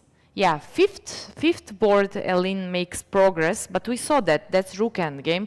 So I prefer to stay here for a moment, and I'm sure that all of you are curious if repetition will happen or it will not happen. Let's see. Such a big moment and important for Anastasia. Well, she was so calm whole game. The girl who is 15 years old, I cannot say that she's full of experience. Okay, here she was doing great. Before this tournament, I will remind you, she had very important tournament. Qualifications for Ukrainian national sport team for Olympics. And she qualified. And I think she mentioned, I'm pretty much sure here when we had interview, that she lost first game. Now I'm thinking, because Ulviyya was also here and we were mentioning her national championship in Poland, that she had just 1.5 out of 4, but she managed to win the tournament. So, but I'm pretty much sure that Anastasia lost first game, and she said, I knew that I have to keep fighting and I cannot lose anything, as I lost my first game and I have to play on win. And she qualified. So she qualified, she plays here, she took international master norm. It's pity that she didn't have grandmaster norms opponents. So with this performance, she could most probably also take this norm. She will play for a national Ukrainian team. What a year for Anastasia. And she is walking.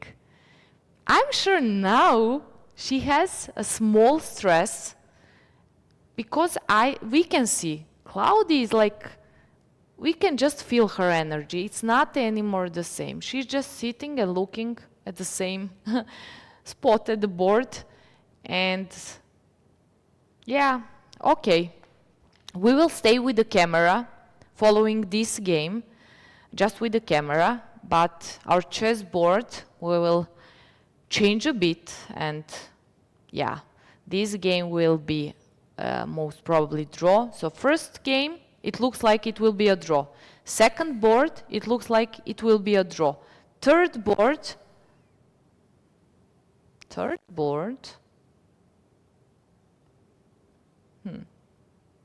yeah, we see on the screen, knight e4 check, knight e4 check, king e6.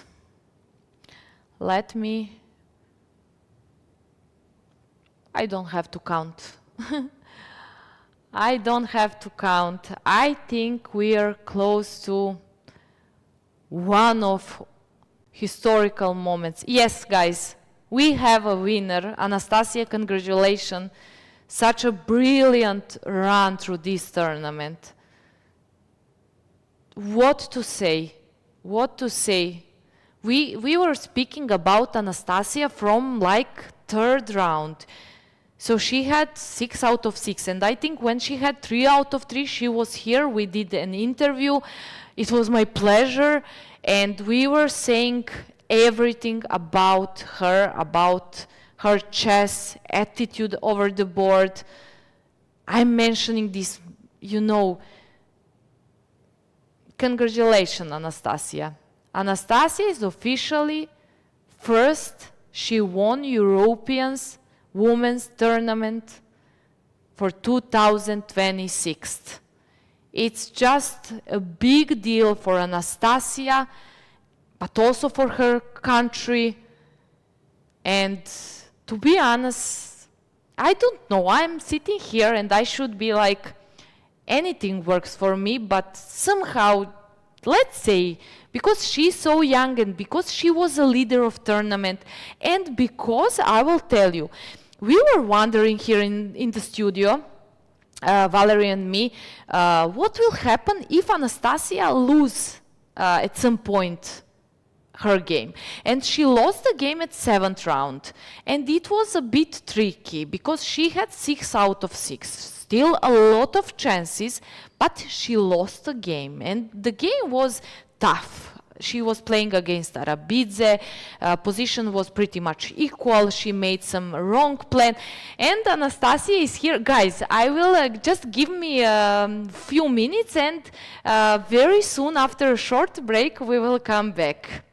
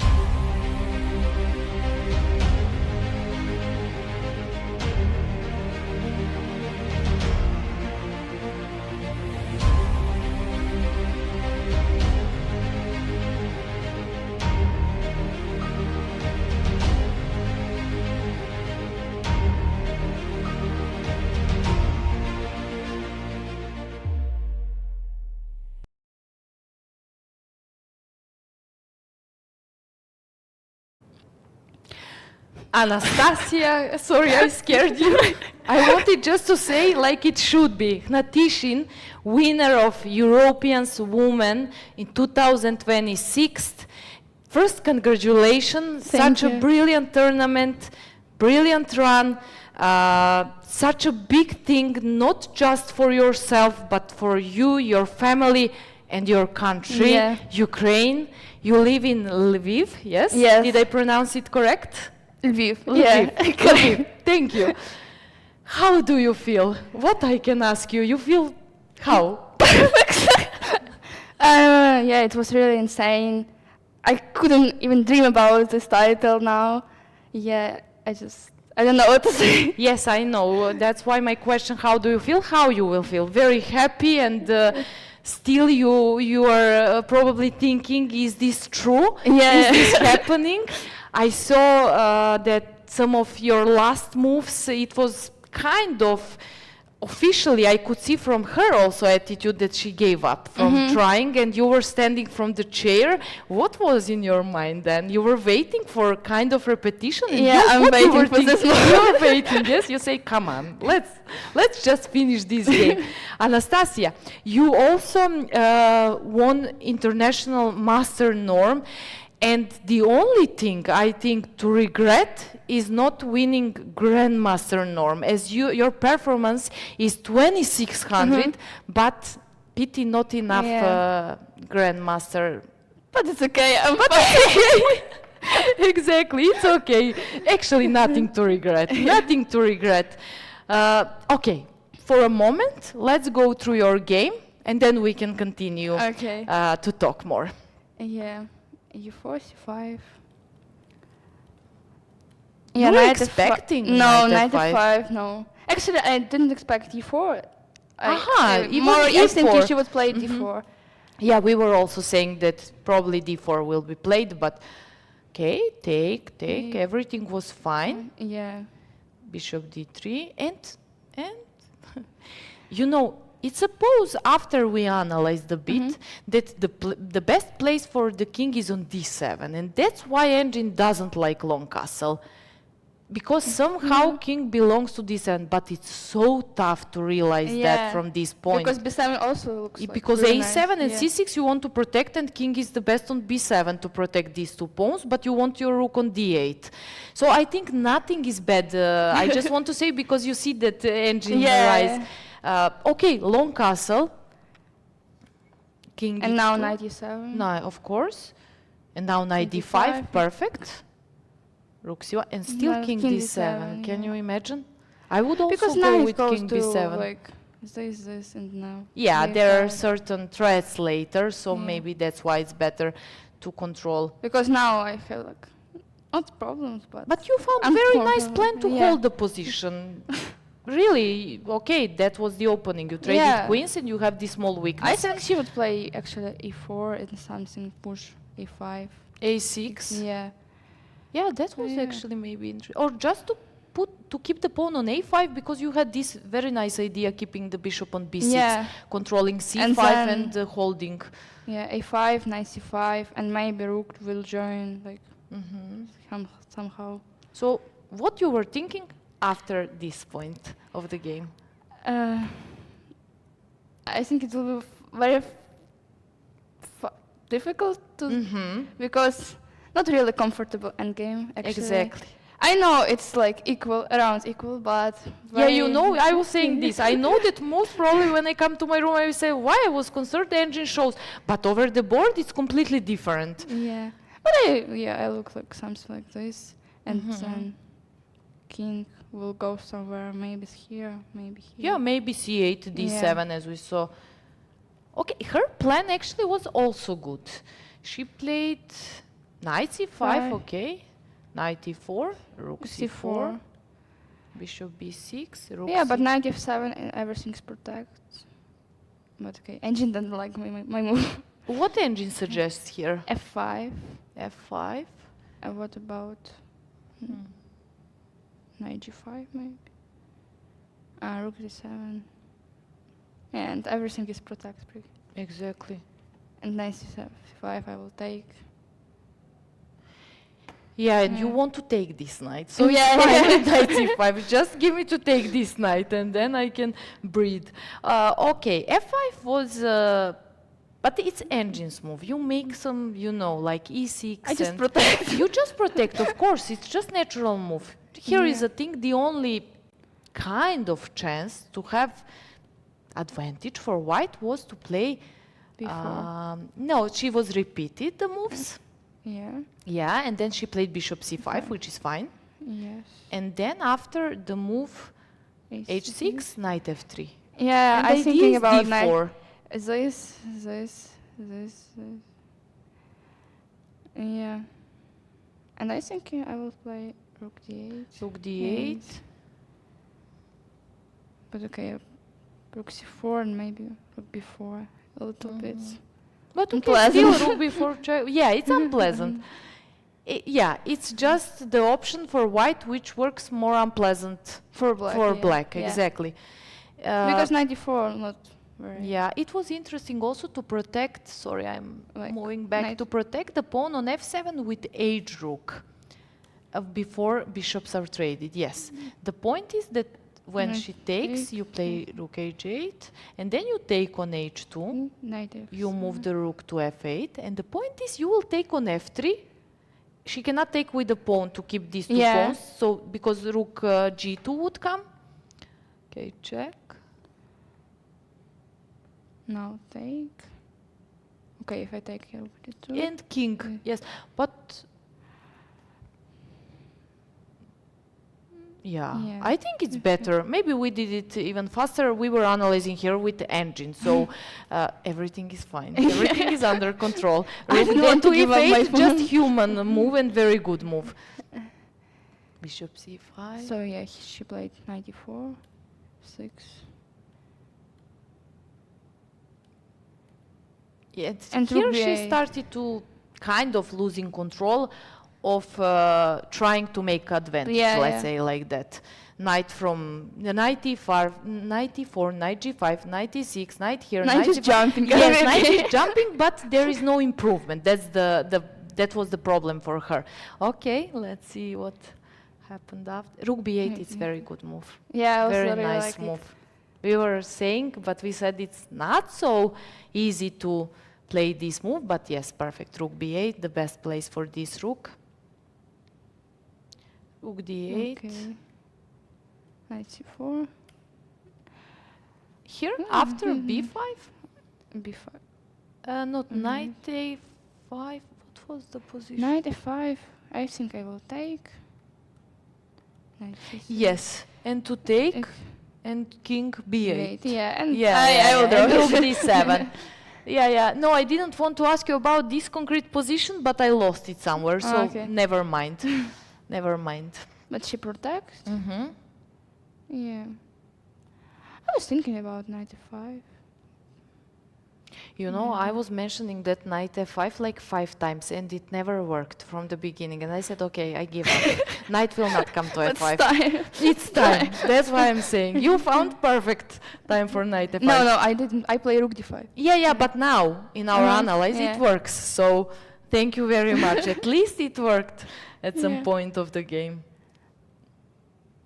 But I just changed one rook. It's easier Yeah, when you easier. change one rook. Knight e7. Okay. Everything was perfect.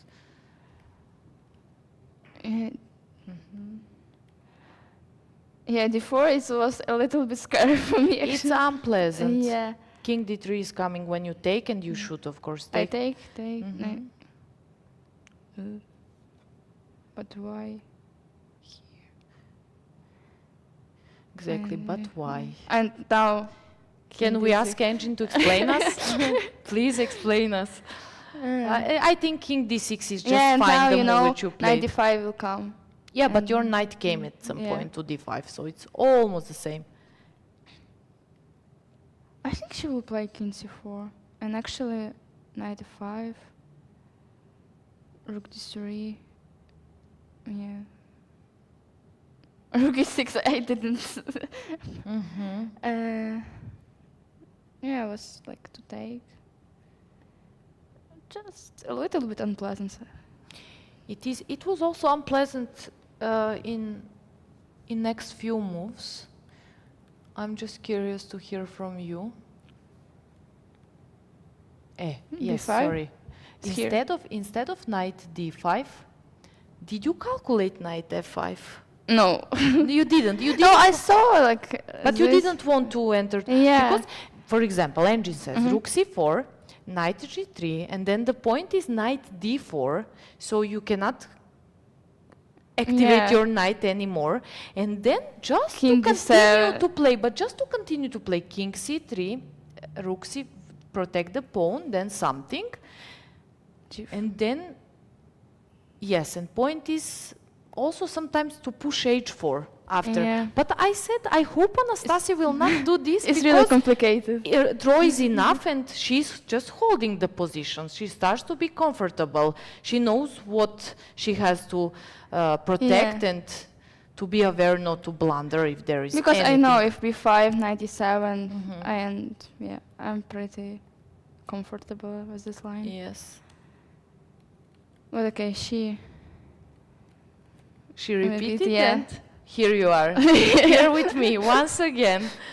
I was saying that some of players who were coming to the studio, I was checking how they are doing after that, and some of them were losing few games after that. But Anastasia is here third time, and I'm very happy because maybe it's also kind of luck coming here. Maybe I will take a small credit. Anastasia, so what are your next plans, chess plans for future?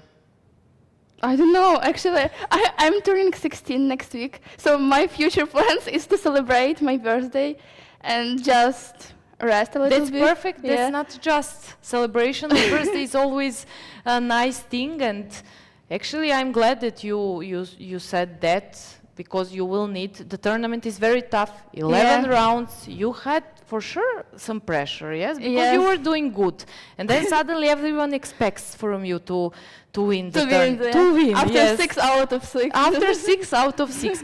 Tell me now, you are here, and what were your thoughts after you lost the game against Arabidze in 7th round?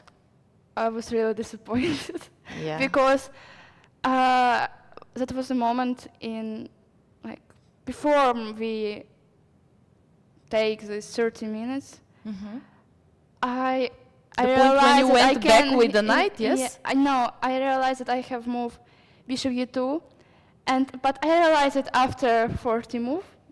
So it was really like while you were playing a game, you started to be disappointed that you missed something. Yes, and after this lost. That's bad. When we realize, I always say, I hope that, for example, this and this player didn't see that she missed that while they are still in the playing venue. Because then you just cannot continue to play normal game. You're regretting for something which just happened and you cannot go back. Yes, but okay, I realized that I play well this game, actually not to consider you played very well. Now, and next I play with Olga Bodelko. It was a draw at the end, yeah, but last moment? Last moment it was crazy, Did you see? Look, you didn't see. She didn't see, you didn't see. It was really funny because I going outside, just walking, and my dad called me, and I said, Nastya, what are you doing? I was like, what? Draw is fine? Yeah. Yeah, it was a really stress moment, but okay, I didn't know it after, not even after I played, I didn't realize it. So yeah, and now, and after this I won with black pieces. Yeah, and it was you won Ulviyya and then Roberts, and then today you made a draw. But such a tough tournament. What I can say, I can give you, not opportunity, but I just want to ask you, do you want to thank someone? You're here, say whatever you want. You have a chance to say whatever you want. Yeah, thank you for all people, for all these messages that you wrote in chats, everywhere. I see all. It was really nice to read it. Yeah, thank you to everybody who supports me. It means a lot to me, so thank you. And thanks to mom who is Yeah. here with you, and to coach, and To my coaches, to Volodymyr Hrabinsky and Andrian Michalshishin. Thank you. they did We great job together. They yeah. did great job together with you. Yes. So if you're not doing well, or they are not doing well, something is, so you have to do as a team in Yeah. certain moment. And we did this job, so we have a Yes. result. Real nice result. Result is here. Yeah. Exactly. And really proud moment for Ukraine, because It is. Roman Degtyaryov won European Chess Championship in April, and now I won European Women Chess Championship, so yeah. Bravo. Bravo for both of you, for country, and I'm very happy that I'm very proud that I had opportunity today to speak with you here. So Anastasia, thank you very much. I'm sure you just want to go from here and to hug your mom and to make some phone calls, to reply to messages. Thank you very much. Thank you. Congratulations one more time. Thank you. Guys, thank you very much. Anastasia was here, and we will continue soon, but we go to short break.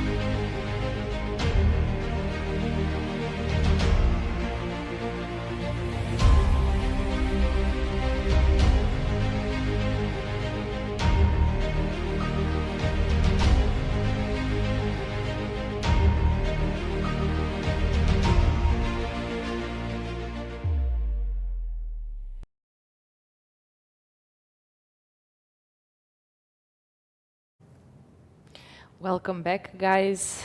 I'm here, Sandra Djukic, International Master, with me, Stefana Milutinovic, once again. Thank you very much for coming here to analyze with us. Thank you for hosting me. Yes. As we could see, Anastasia Hnatyshin became women's European champion. It's very interesting thing that on first Europeans, which was organized here in Batumi in 2000, Natalia Zhukova was a winner, also from Ukraine, and 26 years later, Anastasia is here, 15 years old girl. She's just a star after this tournament. It's just an incredible success for Anastasia, for Ukraine. They, as Anastasia also mentioned in the interview which I followed, they just recently had crowned European champion in Poland, and it was 17 years old Roman Dekhtiarov. It's just unbelievable. Unbelievable and very well deserved. It is. Let's say that it's very well deserved. Okay, it's not just first place and first board. We should go back to the games and to see what is happening on the second board. We are waiting for our board on the screen. Yeah, this game, from early beginning of the game, was actually, it was Vega decided to play a bit imprecise. She didn't decide it, but she played a bit imprecise. So it wasn't so pleasant and easy position, although they no one had material advantage. But position was actually better for Badelka, and she could try with some c5, which she missed. And now we have this position, which is pretty much drawish, yes? Yeah, it's pretty much drawish, of course, but both players know what was the result on the first board, and I believe they're unhappy with it, of course. So they're still trying to fight for a win. If any of the players wins, they will have the same score as Anastasia. Although it's worth mentioning that, for example, if Vega wins, if Sabrina wins the game, the first tie break is direct encounter, so Anastasia would clinch the title anyway.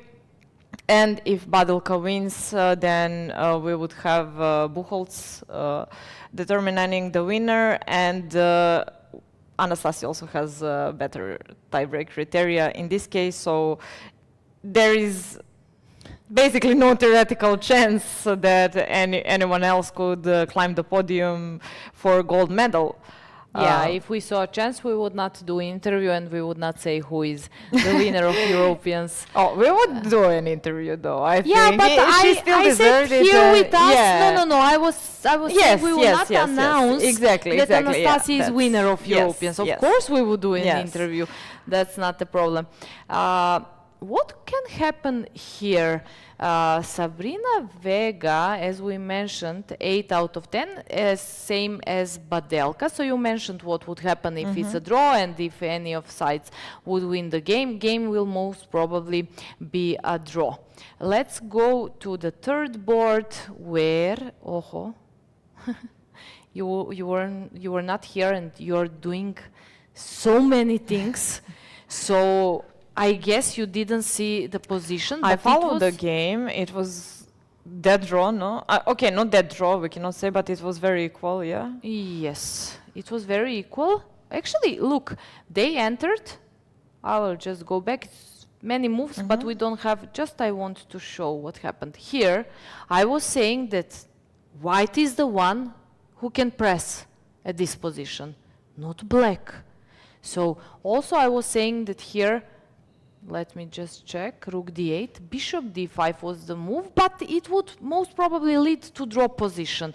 Bishop d5, f4 also could be played. But what happened after that? g6, king f2, king g7, king e3, the all logical moves. d5, bishop f3, now we have this perfect square for the king and nothing can disturb the king as there is light square bishop. Of course I count that I'm the one who can press. These pawns can be protected with a rook on second rank, and I can just place my king here and then rook on e2 and maybe g4, yeah, f5. you just hold everything. Yeah, I think white can hold, but white can also try to play a bit more. Yeah, still press because d5 becomes a weakness. And Mai Narva, she had like 9 minutes after 13 moves. People were asking us in the chat if there is some error, mistake or something. So the verse pass, let me check, this is 31st move. Rook d2 as we mentioned, g4, okay, a3, perfect. You see, Nurgyul is playing rook b5, rook a5, bishop d1, I guess just to control b3, so rook cannot enter at some point. G5. G5 is a nice move. Take, take. Okay. Still we are waiting to see. 38 move, rook f2. Please don't tell me it was Rook 39th g2. move. Now it's 40th move. Let's Okay, see. so Let's see. No, No. everything was fine. okay, so after the time control, there was a mess There happening. was something. Let's see. Let's see what happened. King e5. I will just go with moves which are good, and we will stop at the point where Yeah. something was wrong. Bishop here, king d4, bishop e6, kind of offer a draw, which Mai Narva didn't want, as I say. And I said that she can just continue to play this position, and most probably Nurgyul would satisfy it with a draw after at this position, not at the beginning. She could do it better. h3, rook b8, rook e2, rook e5. Why not rook f5? What do you think, Stefan, about this move? Okay, she was probably afraid of king g3, which is the only move as well, because h3 pawn is falling down, but still this king looks so isolated. On the edge there, I wouldn't be afraid of this. Let's see. King g3, I cannot protect this pawn. This one is also, but this bishop actually is, you know, once if this Yeah, pawn and falls... king is also cut, and d5 is hanging, c4 will fall let's immediately see, afterwards. Just, let's see one variation here, here. King h3, bishop. Okay, rook cannot capture here. So bishop has to go e6, either, let's say e6. This is hard to enter to this position. Okay, Point is but- that Okay. you have different opinion? No, I was just looking at this position. I was thinking even about bishop d5, but it doesn't, why it doesn't work, I'm not sure. No, it works for a draw, but point is You that want to play for a win still? White wanted to press and Yeah, to but use okay, now it's too late. this You bad want to press? placed bishop and with just, you know, 6th, Yeah. 7th and 8th rank. I guess that was the point, but as you said, it's too late. Yeah, most now probably. it's, yeah, Now it doesn't look. it doesn't Okay, make so sense. in that case, better to go back with the rook to e2. King g3, rook e3, king h4. And now what is the problem? The problem is that suddenly king is safe on h4. We have light square bishop, we cannot really attack. And now I have to be careful. White, not me. I No, don't I'm have to be actually careful. very surprised by Narva's playing this game because she has a lot to lose if she loses this game. She's not safe to be the qualifier for the World Cup. The draw would probably secure it. Yeah, with 7 The and a half, win with would 8. be very difficult for a medal anyway. So I really don't understand why. Why she didn't repeat moves in last moment when we saw that she Yeah. could do with some... Well, yes, I'm also a bit surprised. You're right. You're on point. And rook e5. Why rook e5? It doesn't threaten a checkmate. Did she think? I mean, okay, to give this pawn for this one and threatening rook d2. So after rook b2, I'm threatening rook d2. And actually, this bishop is not so much better than this one. I just didn't pay attention because bishop was on c2 at some point of the game. So rook e5 is just a mistake. Now she had to play bishop f3. Because this one, of course, it's saved. This bishop d5 would come with a check. And after rook b2, just to take... No, again I have. rook d2. Again I have. I Yeah. was blundering today a lot, Stefan. That's okay, you're tired, it's 11th day, everyone is wondering a lot, so that's really fine. yeah. That's true. So just to chase the bishop, I guess. Yes, but now, Like what? I don't know, D5, d5, c4, now it looks nice for black somehow. Okay, the king is isolated on h4, I don't like it, but somehow if she manages to bring the king to g3 and then do something with the bishop on f3, somehow this looks nicer for black, I doesn't agree. it? Yeah? It's changed so fast just because of like few moves. I cannot even Yes. get it. Okay, I mean because I get that that the move rook e5 is wrong, but I cannot believe that after bishop f3 and black takes here, that still white has to play precise. There is certain advantage. It's very small, but there is advantage. Bishop f7. Here, I don't want to, and I want to push back so I can take this pawn, but there is intermediate check. King c3 doesn't work. Yeah. So exactly, like all of the sudden white has so many issues, and I would really say there is no reasonable thing why would Mai Narva press that much for a win. Okay, it's always nice to press for a win. Can we see standings one more time? Can you Yes, read I'm us checking what's the real standings now. So Mai Narva is on 7.5. She's currently at 8th place, right? Right. But Salimova, if Salimova wins, so she will go in front of her. Then we still have the game between Elena and Margaret Olde ongoing. If Elena wins, she will also surpass her. So suddenly, Narva will be maybe in 11th place. But if she just lose the spot by narrow margin. And what and she then we could have get also with winning this game? By winning is the the game, best? she would be on 8.5 points. But So she considering would share second place if there is a draw on the second board, yes? Yes. Pardon. She would share the second, but probably with Buchholz, maybe she would end up fourth. Or I still think it's too much to risk. Yeah, because order what you I can get. understand that you play for a win from the beginning of the game and you try and you press. This is the same what Claudia did, right? Right. But at some point you need to stop and you need to be objective and you need to realize that, okay, your opponent played a fantastic game, she hold it, she... And Nurgyul is very good chess player. Yes, it's exactly. not someone who came, So, you know, yeah. from the bottom and didn't have good tournament, or it's not... This is this psychological part of chess, which is very tough and very difficult because you're on your own during the game. You need to make a decision. Sometimes it's very tough because maybe she expected a medal, maybe she last thought year- that she will. Yeah, yes. So she I took can a medal understand, and- but somehow Mai Narva is also a very experienced player. So I don't.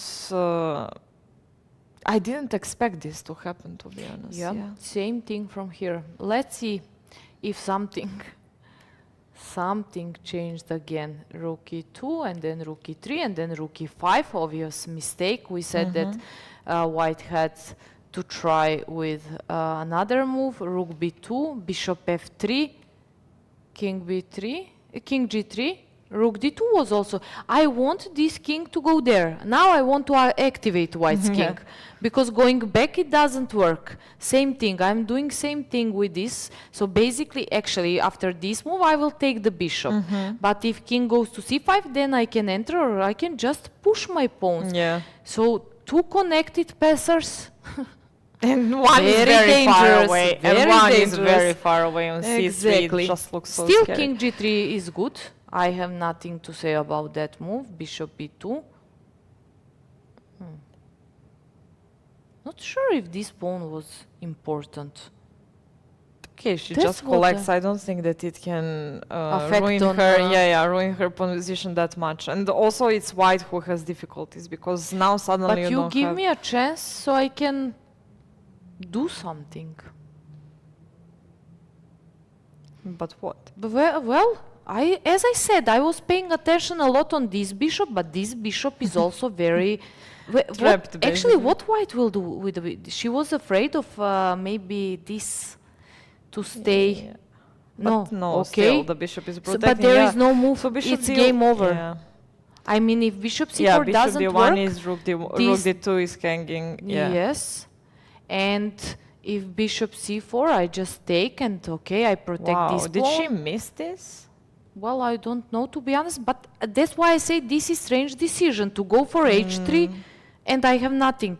If I have passer here after taking the pawn, then okay, I understand. I'm a bit surprised, that's all. I don't say king h3. Yeah, yeah. King h3 is a good move, but King h3, king e3, c3, g5, c2. I guess king h3 worked well for different reasons, Yes. but wow, it's just so hard to look at the players after they. King d2, bishop h7 was played, Yes. and Was played. yeah. Okay. and that's I think it's the just position game where over. white is thinking. The obvious threat is just rook b1. That's why bishop h7 Yeah. to protect this pawn, so I can play this and to promote the queen. There And is no more. now She played rook d5. And she now played rook d5. rook d5, rook b1 is coming now. I don't see a defense. Can I play rook Just- c5? Okay, rook d5 is logical. I want to Okay, play. I take hg and then Yes, two you passed cannot pawns hold and yeah, everything with one rook. it's just Yes. Just this move, and you cannot touch any Yeah. of these two because rook has to control, and suddenly this bishop is Yes. strong one. Like, yeah. So in the game, what we said, it was king d2, bishop h7, and rook d5. And rook b1 is our analyze. We Yeah, are yeah, waiting it's not for played Nurgyul yet. to make this move, and she will make it. yes, it's I don't see a problem with this move. she's calculating a little bit, probably rook c5 and what can happen next maybe. So But if still white has no move basically. If Nurgyul wins a game, she will have 8.5 out of 10. Yes. So Marva gave her a chance to have what she wanted. Yes, exactly. Exactly. But it will be also very difficult for Nurgyul to win the medal. With the draw on the second board, it's difficult to win the medal for her. Yes. But okay, it's very good result. Let's just. I mean, women here are. So yeah, you see here, rook b1, rook such c5 was fighters. played. Yeah. We have some. Yeah, rook b1, rook c5 was played. And now she will just take on g5 and. Yeah. We see a draw. It's official. It so is now- official. Now we can say it officially. Anastasia Khnatishin is the sole winner of European Women's Chess Championship 2026. Just incredible. We are also happy for her. I She's was like, you know, when I saw, I feel. we all got chills. Yes. To see her, she was going out of the venue when I came down to try to find her, and she was going out, and she was like lost. She couldn't understand what is going What on. is All of happening. the sudden, there's so many people around her. They're saying something, and I thought that she doesn't really understand what is going on. So we got to meet her, two times now, a couple of days ago when she came to the interview for the first time. She met us basically then. So when she saw me, she just ran to me, like, to explain what is happening. She knew, and I told her, okay, now you know what time it is, and she was like, what time it is? I said, you're going to the studio, of course. that time, studio time again, for the third time. Yeah, it's just incredible what happened And in this after tournament. the interview here, she had another people waiting for her. She was like happy, okay, I'm going to see my mom or whatever, Yes, and then and there then- are people waiting for Yeah, her. not so fast. As a European champion, it's quite difficult to escape that quickly I after would the like to final have game. these difficulties in my life. Oh, Oh my god. I would be It's- happy with it. yes. Yeah. Okay, so second board, draw. Draw. Finally. And now we are waiting. So we have definitely, as we were mentioning, now it's official. Badelka and Sabrina Vega are on 8.5. They tie for the second place. With the draw in the direct encounter, we will have Buchholz, other tiebreaker criteria determining the medal, the color of the medal basically, and this we will need to wait for. What to do? What to do? But I think they're happy anyway with the result. It's a very good result. Khnatishin was playing just absolutely amazing tournament, and no one could stop her. She also, like, if you consider her opponents, she played with the most of the players who are in the top. She defeated Vega. She played a draw with Badelka. She played with Ulviyya. yes, with most players who Ulviyya, yes. Mirzova, So- who are doing very good in Yes. the beginning, Mai Narva, Vega, Brunello. I mean, this tournament, all, I will tell you, 1, 2, 3, 4, 5, 6, 7, 8 against Eight 8 international international masters. Yes. 8 or maybe even 9, sorry, 9 with today's round. Yeah, it's just crazy. It's just and one woman grandmaster, Elmira Mirzova, yes. and first round, okay. Yeah. I mean, just Untitled first player, round. yeah. Yes, un- but with an untitled. So yeah, it's exactly like she played a very strong tournament. She played one of the strongest tournament, and then she just won all the games basically. Okay, she lost to Arabidze, and then a draw with Badelka. Today a draw. It's incredible run.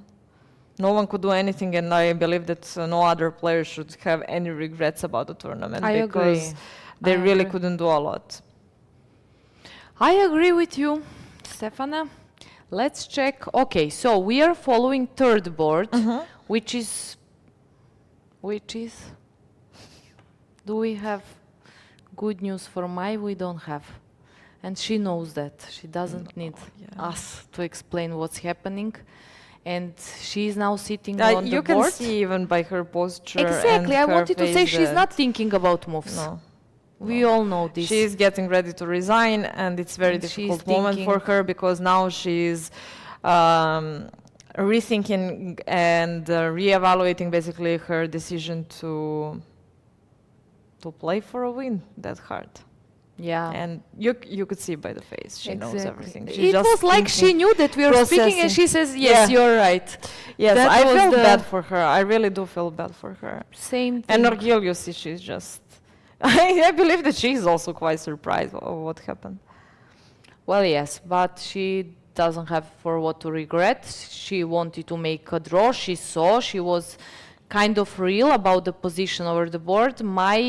She will most probably regret. But you know what? I had through my chess career, not on such important tournaments, but on some open tournaments, I was making draws in much better positions against much higher rated opponents. Later on, I really realized that I mean, not like fast draws, just, for example, in endgame, I accept a draw in the position where I feel and I know that I should play on win.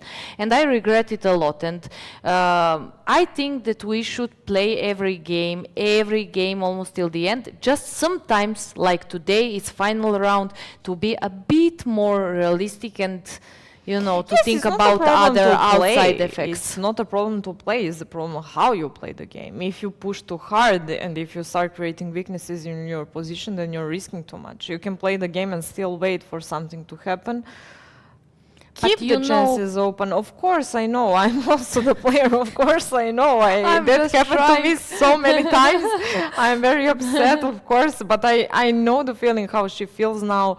I know everything. It's just, if you consider the situation before this final round and during the final round, like what is happening around you, you need to realize that it's just huge risk.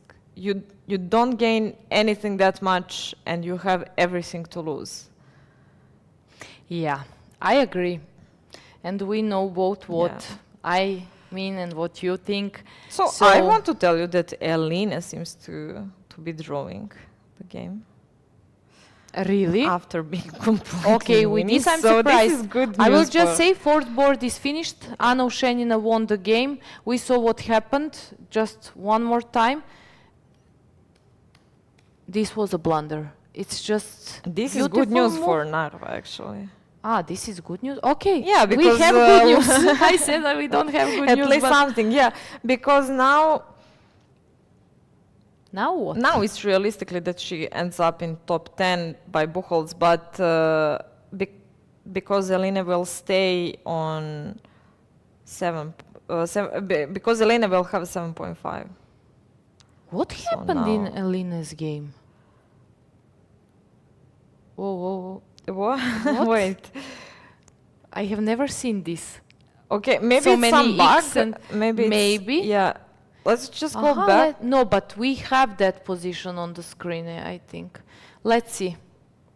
Okay, so she was pressing, pressing, pressing, and then rook f4, rook c6. Still, it looks like that it's winning position for white. Actually, it was a better, slightly better, better, much better, and then now it's winning position. So she was doing all correct. Very good. Game over. Game over. We Okay. had a handshake. Salimova won the game. She's Let me on just- 8.5 in a tie for the second place. Yeah, this was the end of position. Mai Narva lost the game.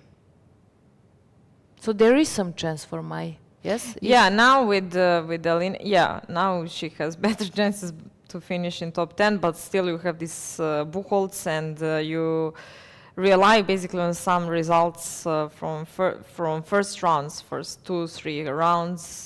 For some players who are playing somewhere and Yes. you're waiting. Yeah, you're waiting for them to finish and you're hoping they will win the game. It's just ridiculous. Yeah. But this is chess. This is what our fans need to realize. That it's a very difficult game, not only by moves and by difficulty itself, like theoretically difficult, but it's psychologically difficult because you need to battle the things during the game with yourself. You need to make a decision. You're alone at the board. You're reconsidering things, and you're trying to do the best. You understand also that sometimes you need to risk, but sometimes, and you need to make this decision. When is a good time to take the risk? When is not? And it's not team sport, it's not at all. Yeah. You are alone, but on the other hand, there are these situations if you are not doing the tournament and finishing, as Anastasia did, and that's really hard and tough, then you are in this situation that you are following for some opponent, as you mentioned, from second round, third round, maybe playing on 30, 35, 40 board, doesn't matter, and someone else is basically deciding which Yes. place you will be. Exactly. So it's very tricky. Exactly, and it's a lot. It's very high stakes that we have. It's not only about the prize fund. It's about the qualification for the World Cup. This is a very important tournament for all women players, for all the players that actually participate here. All of the players who came here came actually to fight for the title, to fight for medals, and to fight for qualification spots for the World Cup. Yeah. I feel very bad for my... Well, what to do? I can just imagine, Yes. but better not to Now I speak also- anymore about my. We will Yes, start to cry with Stefan, and we were switch, very emotional. to So let's Eileen's go game. to Yeah, this is very Eileen's game. interesting, and yes. Okay, so we wanted to see what happened yesterday, Eileen. Yesterday she made a draw. No, yesterday she lost against Hnatishin, and basically it looked like she's very well prepared. All of a sudden you see that she's not so well prepared because she started to spend some time. She entered later to some endgame, which is really hard and tough because it's one-way ticket. Like Anastasia is the one who is pressing. Either she will win the game, either it will be a draw. And after this very tough game, playing a 10th round, losing the game, and playing against, now we see the winner of, you play the game against how you pronounce Margaret? Margaret Olde, yes. Yes, and you have winning endgame. Here we stop take, king e3, okay, is the most logical move. Giving a check, playing here. She has right, she has time to do this kind of moves because nothing will change. Yeah, so Black doesn't have a way to improve, so... yes, exactly. So she is trying to go everywhere with the rook just for a couple of moves, and then d5 came. Wait, we saw rook g8? Okay, it would not be a draw. I'm just thinking, why not king e7? Okay, d5 looks also logical. Rook d8. Let me see what's happening here. Rook d8, rook e4 the most logical, yes? Either c6. I don't know, c6 maybe. But it starts to be, once I come to the 7th rank and I push this pawn, that's what I was saying. She has double pawns on the king side and there is her pawn up, but actually it's good. I think that it's a good decision that she realized, okay, that at some point she would need to sacrifice pawns on f and g file and then just collect c and d pawns. Having to pass pawns on the king side, on the queen side, sorry, it looks very winning. So I don't understand what went wrong, because the king is cut. You can play anytime g5, but after f takes and f takes, your king cannot improve, right? So this definitely needs to happen. At some but point I you will have would play. motives with g6 and giving check and coming here. For example, c6, here king, I don't know, somewhere, g5, and if you would take, as we mentioned, I'm having this. Let's say that king is even here. Nets, yeah. So, and I control this because rook e4, that was just the idea, of course. The other idea is the idea which looks like winning, completely winning. We know how powerful is if we stay with two passers here without these two pawns. It's usually winning position. So let's see. Okay, she chose the other plan here, king d3. Offering this pawn for this one, c6, b3, forcing her opponent to take. And now, you're just grabbing d5. Yeah, but why not first to give a check and then to attack? It's same thing, just king has to go. Maybe she was afraid of king e8, and then you don't have rook d7.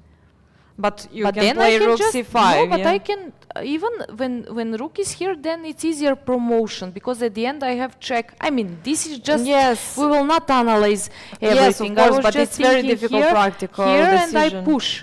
And what you play, if you, for example, you want to try, I push, you take here, I push, and one tempo, you're too late. I have this check. So that's the point why it's very important to cut off. But okay, I understand. Maybe she thought that she will not be on time or whatever.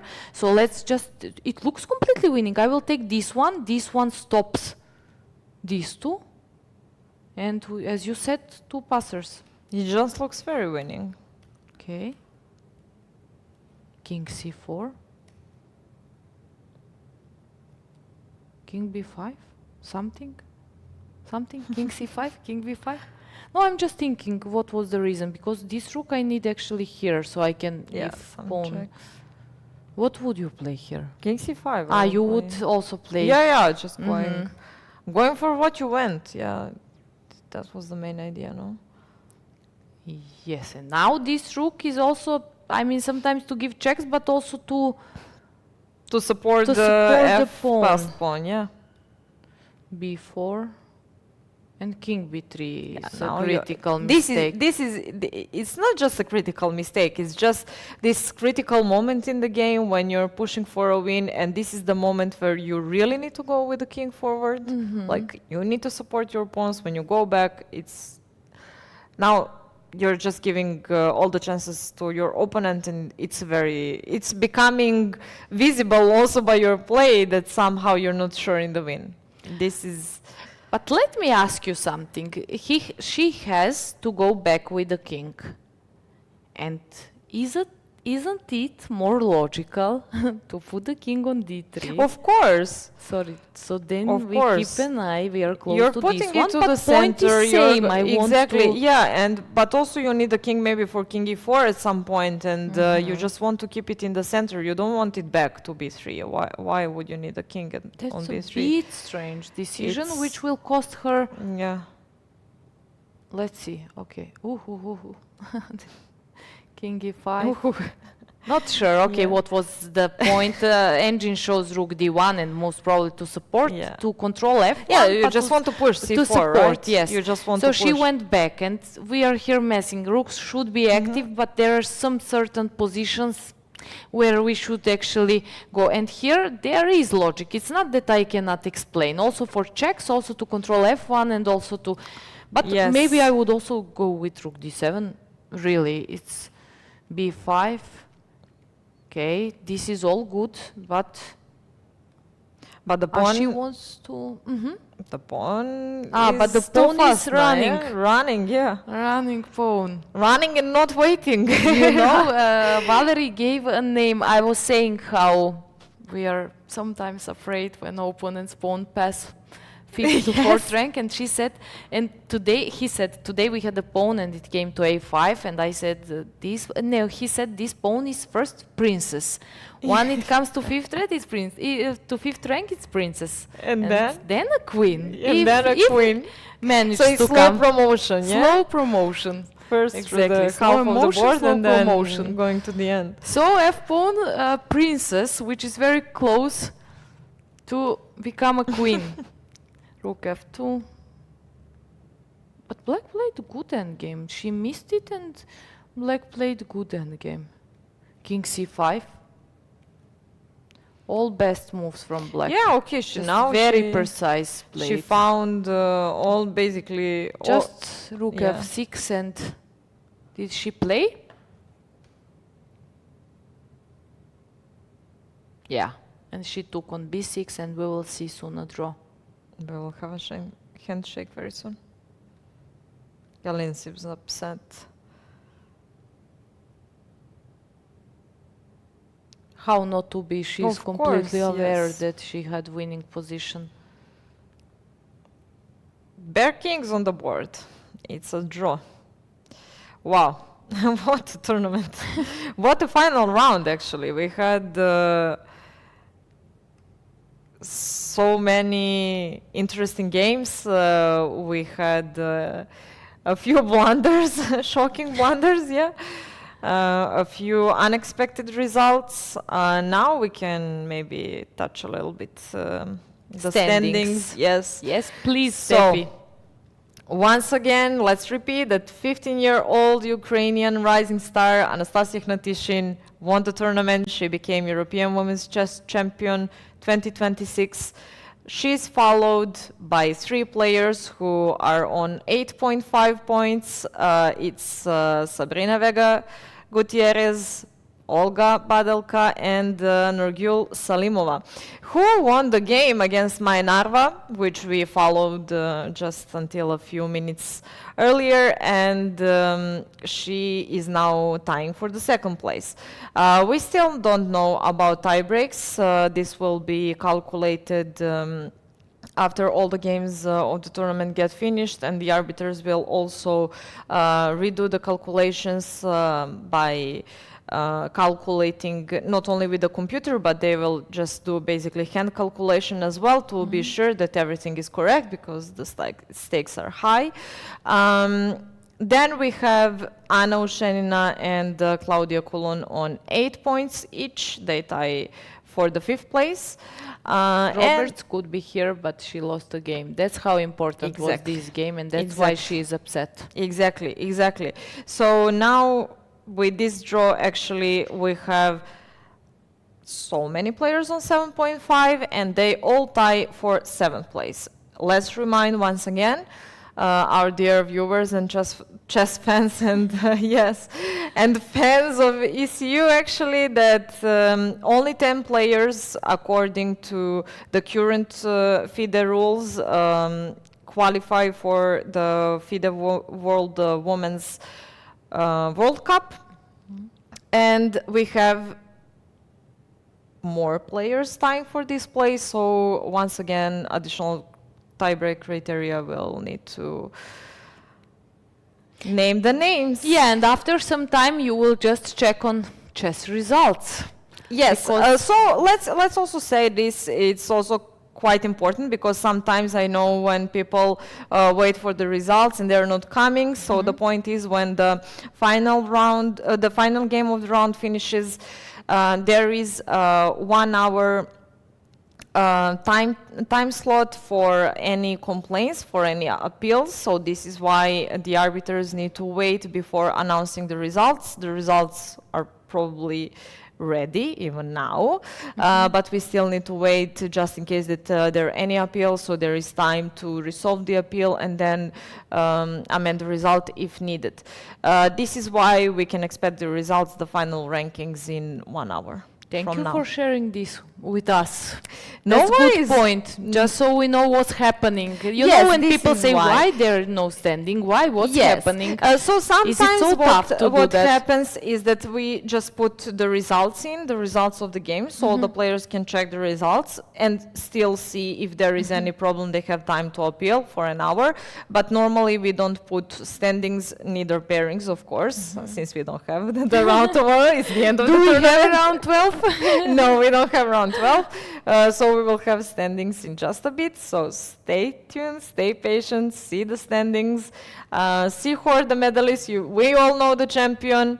And see you guys, I guess, next year for the same tournament, yeah? Yes, of course. I want to thanks to all our followers who are following us, to organization, federation, ECU, to everyone. I was very happy, and I see that this as a very nice opportunity, being here, being a kind of host with Valerie, who is right now not with us, following this tournament every day. It was intense. Even we are a bit tired just from sitting here and following games, because somehow you also feel if you see that players are losing games, blundering, whatever. If you're a chess player, you feel that. And it was incredible tournament, a lot of ups and downs. At the end, as we said, Anastasia is a winner and well deserved. And guys, see you next year. Thank you very much. Thank you. Bye.